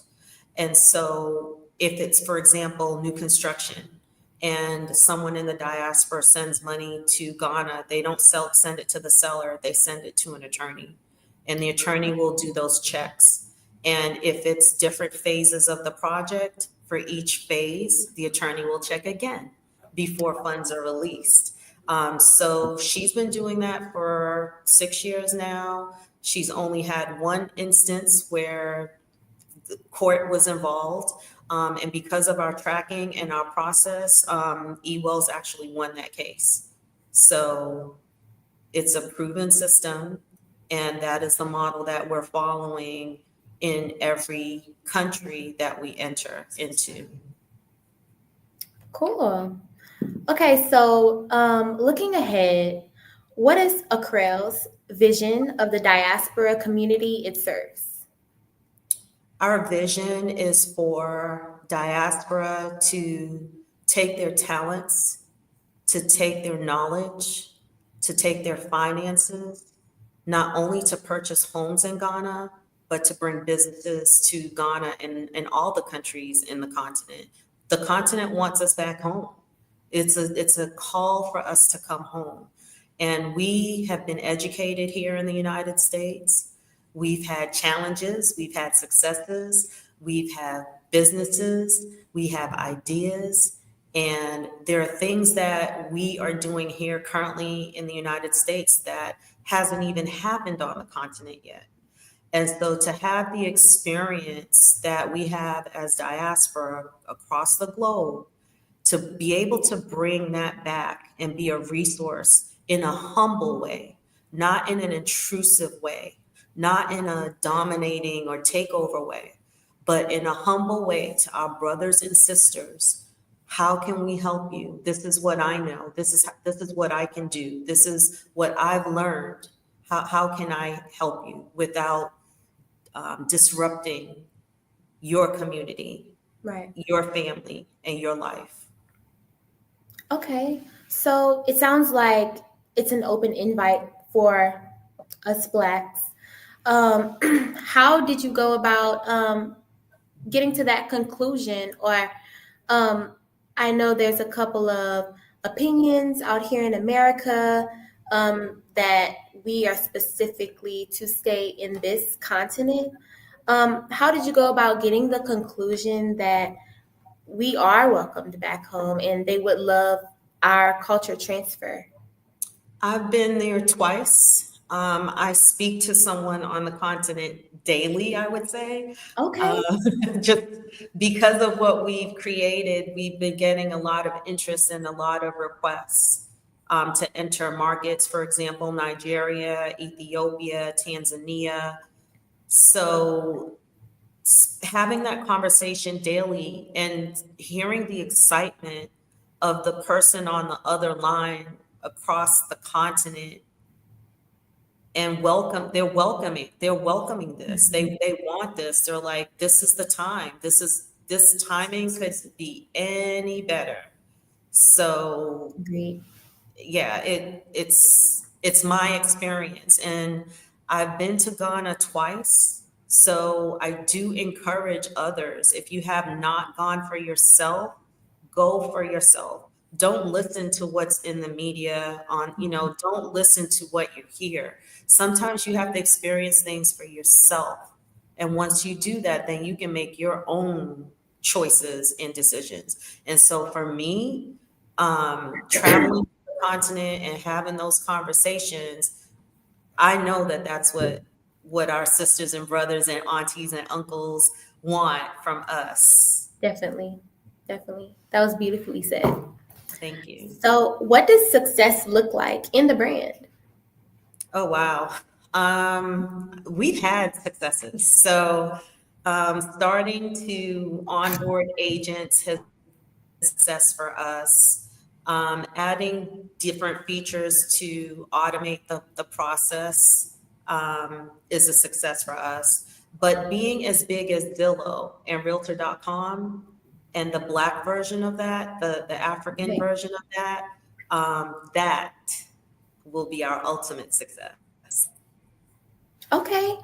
What are some challenges that you have hit along the way, or are currently hitting, trying to complete the objective, of the company? The time zone is a challenge because there's definitely a difference in time zone. So it's almost like we're working around the clock. But you know what? Guess what? We are so excited. We have the energy to do that. And as things come up, we address it right away. We don't sit on it. And the challenge also, I think, is like keeping up with all the interests that we have in the project right now and making sure that we are responding to people in a timely manner and that we're diligently going through our timeline and the projects that we need to, or the milestones that we need to hit to ultimately be able to launch in Nigeria and Ethiopia and Tanzania. So I would just say it's almost like everything has hit us at once. And so we are just trying to prioritize and make sure that everything is addressed in an efficient way. And I'm going to stick with the word humble because we are very grateful for what we have and that we were chosen to bring this product to the market. Okay. So how can members of the diaspora listening today get involved with or support the work of the Acros? Just send us an email, info@acrels.com. That's info@acrels.com, which stands for the African Continent Real Estate Listing Service. You can find us on YouTube and Facebook, Instagram. We just started a TikTok. See, all of these things that we've got to put together. It's a lot and it's a challenge, but we're doing it day by day. We're putting one foot in front of the other and getting it done. Okay. What kind of content can people expect on you all's channel? You're going to see the new agents that are onboarding in Ghana. You'll start seeing their listings. We have approximately 200, a little over 200 listings right now and growing. So you'll see a lot of properties that's available. You'll get to interact with the agents. We're going to encourage them to go on YouTube and do some video tours and interact with the diaspora. And so Des and we're actually heading back to Ghana in late June, July to just meet with our team. We do have a team over there and just get them acclimated and show them how we sell real estate here. And just give them some options to choose from to really showcase what we have on the platform. Okay. What message does Acrel have for the diaspora about their importance, their potential, and their connection to both their heritage and their future? I'm going to go back to don't listen to everything people tell you or what you see in the media. I'm going to go back to get a plane ticket. Get on a plane, get your passport, your visa, and travel to the country on the continent that you have an interest in and experience it for yourself. Okay. What do you love most about running this company? It's exciting. And again, Des, Hannah, and myself, we are co-founders. We're sisters. Des and I are real sisters, and we kind of adopted Hannah. And it is like very much a family. And we just feel like we were chosen to do this. So the whole thing is exciting to us. And we just click and we brainstorm. We have standing meetings to make sure that everything is accomplishing and gets done. Okay.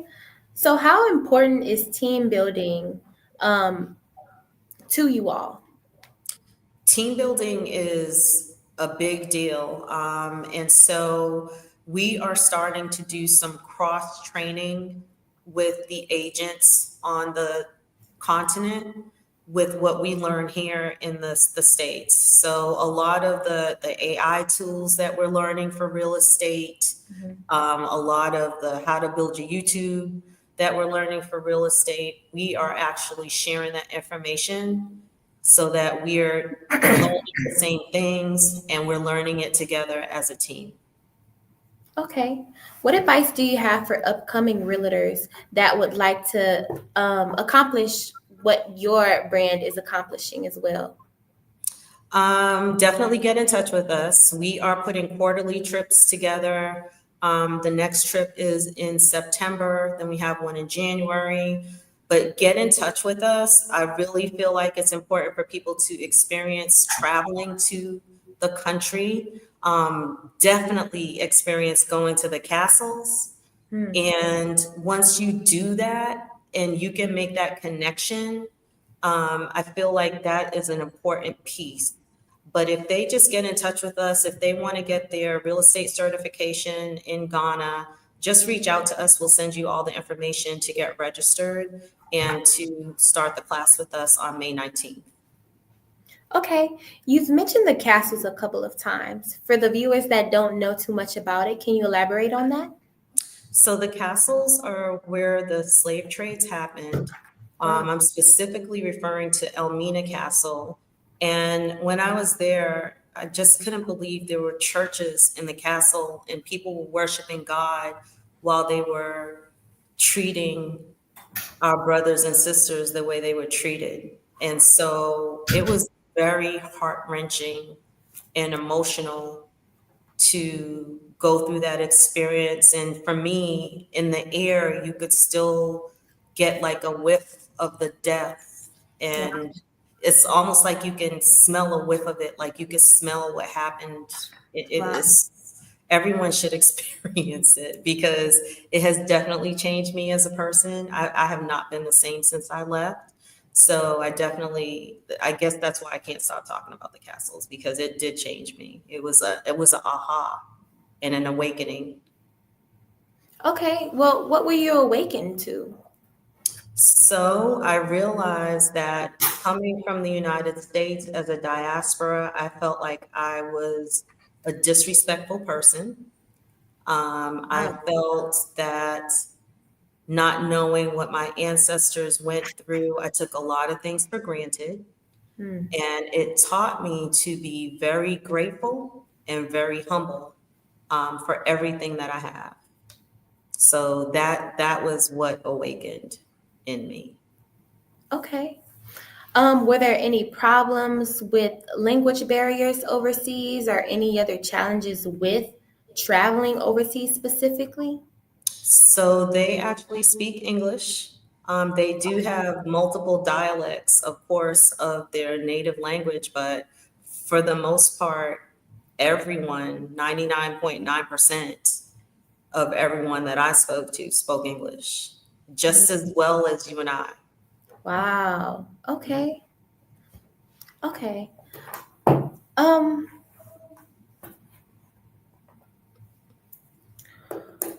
What do you love most about what you do? Did I ask that question already? Maybe in a different way, but it's okay. I love the fact that we are going to enlighten other real estate agents, other diaspora about the opportunities on the continent. And I hope that we ignite a fire. I hope that we spark something. I hope someone has an idea or something that they think would be helpful to benefit the diaspora connecting back to the continent. So I love the fact that we have the opportunity to speak about what we've created. And I love the fact that a lot of people feel that it's time that Africa has a professional real estate platform with a system that promotes transparency and efficiency. So I love the fact that I'm grateful and that I'm not cocky about it, and that I'm humble enough to know that this is a gift from above. This is not something that me, Des, or Hannah created. This is something that we were chosen to do. Agree. Okay. And out of all of the other areas that you could have chosen besides Africa that might have similar problems, why was Africa your choice? I have to say that I just followed the direction that I was led when I went to Ghana 2 years ago. And going through that experience, learning the culture, meeting the people, eating the food, hearing the music, going to the castles, the ancestors telling me, what am I going to do? I mean, I heard that the whole time I was in the castles, the time I left the castles, traveling back home on the plane, months later, still hearing them talk to me. So I don't think I had a choice. I just feel like I was chosen to do this. And so Des, Hannah, and myself were chosen to do this, and we accepted the challenge. Okay, who inspired you most? I know you just spoke on your ancestors. Were there anyone else, anyone physical that inspired you to take this leap? Oh, yeah. Absolutely. I would say my parents and my family. We are from the Caribbean.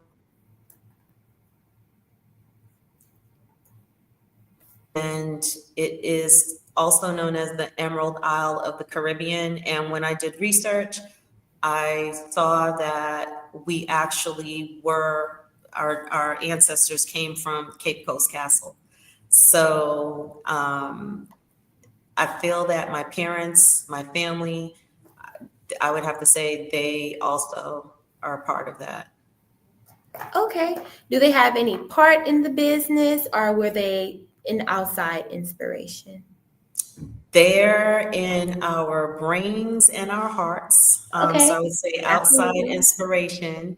And my sister and I know Hannah as well, we love our parents. We go hard for our parents. We're going to make sure that they're taken care of by any means necessary and under grace in a perfect way with God's help.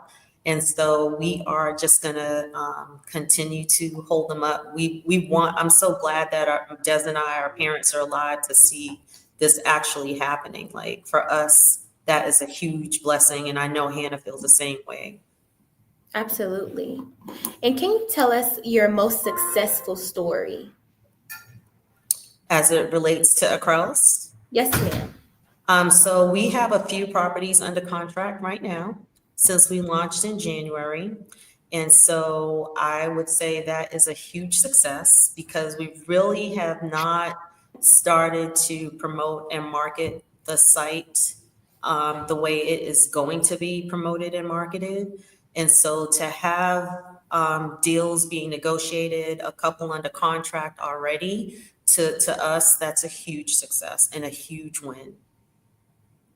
Okay. Okay. What are some other wins that you can say that happened within your time of the brand? So in addition to the contracts and the deals being negotiated, just the people that we're meeting, the connections that we're making, Absolutely. the markets that want us to open, having the agents here. We have almost 70 agents taking the class already. Wow. On May 19th. Yes. So there's just a lot going on. Being able to partner with that company that has 20,000 home buyers and real estate agents, to us, all of those things are successes. Okay. Well, I thank you for meeting with us. Thank you for sharing your expertise and hopefully inspiring other entrepreneurs or real estaters that would love to step in your shoes. Thank you so much for having me today. Yes, ma'am. The Black Business Expo's mission is to raise funds for high school seniors going to college or K-12 entrepreneurs. This expo is a fundraiser for students. You may go to www.blackbusinessexpousa.com to donate to the scholarship fund, or you can use the Cash App that's on the screen below. Our cash tag is capital B, capital B, capital X, capital U, capital S, capital A. Again, in all caps, BBX USA. Our goal is to give laptops and up to $5,000 to 10 students. Students can register online at www.blackbusinessexpousa.com. Remember, every dollar counts, so we want to remind you to donate to the scholarship fund. We also want to thank our Black Business Expo USA sponsors for April 2025. NC 100, Suede Soul, Carolina Virginia Minority Supplier Development Council, Step Management, Margie McLean Foundation, Genius is Common, Executive Women's Success Institute, The Quality Coaching Company, Superwoman Business Services, Creative Force Studios, Lee Entertainment, Black Business Olympics, Artistic App Design, Banks Law Firm, and the Black Business Expo USA. Remember that genius is common, and we'll see you on the other side. Hello, I am Dr. Eric Kelly III, the visionary strategist and founder of the Black Business Olympics. I invite you to showcase your Black-owned businesses on the Black Business Network global stage. The Black Business Olympics is a global Black Business Network platform that propels Black-owned businesses into the international spotlight. By showcasing your business on the Black Business Olympics platform, you can reach a worldwide audience of potential customers, partners, and investors. You can also establish yourself as a thought leader and expert in your field, attract lucrative partnerships, and more speaking engagements. In addition, the Black Business Olympics platform provides a valuable opportunity to connect and collaborate with like-minded entrepreneurs and business professionals from around the world. This can lead to new business opportunities, ideas, and relationships. Finally, by sharing your story and expertise on the Black Business Olympics platform, you can inspire and empower others. This is a powerful way to make a positive impact on the world and leave a lasting legacy. If you are a Black-owned business owner, I encourage you to seize the opportunity to showcase your business on the Black Business Olympics platform. It is a once-in-a-lifetime opportunity to make an indelible mark on the world. Be one of the 1,000 visionary entrepreneurs who are changing students' lives, shaping industries, and leaving an unforgettable legacy for their families. Unleash your voice on our global stage and watch your business thrive. Black Business Olympics is one of the largest Black business showcases in the history of Black business in the world. Yes, the entire world. Just give me a call today at 919-308-9090. What if you could build your own city? A place where every child can find nurturing people to help them achieve their full potential. A place where every adult can access job training support, where health education is abundant, where social justice ruled the land. A place without limitations. Welcome. You have arrived at STEM City USA. It is what every city should be. A safe and trusted community where you find people and resources to help you become everything you are and beyond. STEM City is unlike anything you have ever experienced. It is a digital twin of the world around you, only better. STEM City is about energy and soul renewal. It is more than a digital world. You can almost feel the power of live cultural events, music, and theater. STEM City promises a better future for children with caring mentors and hands-on activities with dedicated tutors to support our youth. STEM City is your passport to a healthy lifestyle with weekly events addressing our community's many issues. STEM City is your financial well-being, with helpful information on wealth management, career advancement, job training, and so much more. STEM City is the community you deserve. It is the city where your dreams can come true. STEM City USA, a place in the sky that is accessible to all who reach for the stars.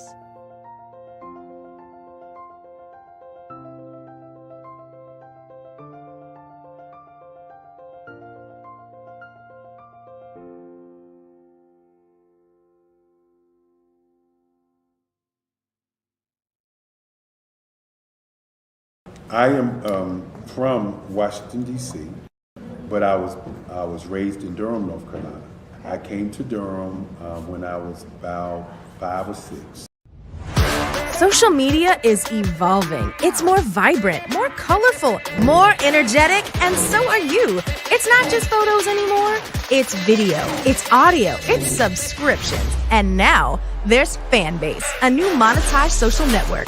Fanbase delivers the complete native app experience with full content monetization for every user. No algorithms that shadow ban your engagement or growth, and no ads. Follow anyone for free and subscribe directly to your favorite creators for $4.99 a month. Plus, show some love by tipping on any post. Also, make a Fanbase page and monetize your content the same way.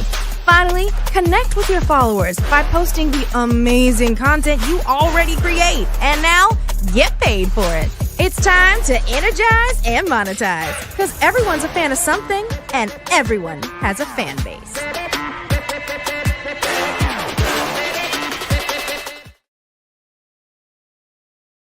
Phenomenal Tanya T. Wise, who is here from the great state of Maryland. Tanya, welcome and thank you for being with us today. Can you indulge our audience a little bit and tell them just a little bit more about who you are and what it is that you do? Well, I love being able to talk to people and have a magnetic attitude, being able to just show them. So I always like to say, level up is Coach at Tanya T. Wise here. So can you tell our audience, just give them a teaser about what your presentation will be about? So my philosophy is that we should all be living our dream life. So tomorrow I'm going to talk about how you start living your dream life. What are some of the things that you thought about in your childhood that you just kind of let go and dormant? Wow. And I want to reignite that and just give you some pointers and some tips, some tools, some strategies to be able to start living your best life now. And guess what, Wanda? And leave an inheritance for your legacy. Oh my goodness. Okay, I know that's resonating with a lot of people. I've heard that you have a dynamic coaching program. Can you tell us a little bit more about that? Absolutely. So our coaching program help people that have the lack of time, that lack strategies, and lack the confidence to go after their dream life. So we help them implement tools, we help them implement strategies, as well as give them resources so that they can live their best life now and leave that inheritance. Wow. Oh, I love that. I love the leave the inheritance part. Listen, you are dropping some major nuggets, and I know a lot of what you're saying is resonating with a lot of people, but I think we're all curious. How did you even make this transition into the speaking and coaching arena? What's the story behind this? So I started out in finance, and I realized that a lot of people don't necessarily go after their dream life because of the lack of finances or the education behind finances. But it wasn't until I lost my firstborn, my only son, that life changed for me. And where I was going after it all, living the corporate life, hit my 6-figure income and living in my dream house with my dream man, driving my dream car. I nearly lost it all when I lost my son. And so I realized it only takes one financial catastrophe that can change your entire life. That's what made me start All New Beginnings. Because no matter what's going on in life, there's a new beginning. And because of that, we develop a program called Wise Minded. My little slogan is, don't just dream it, let's live it. If they want to connect with you or work with you, what is the best ways for them to be able to do that? Well, for my social media guru, you can connect with me on every single social media platform as Tanya T. Wise.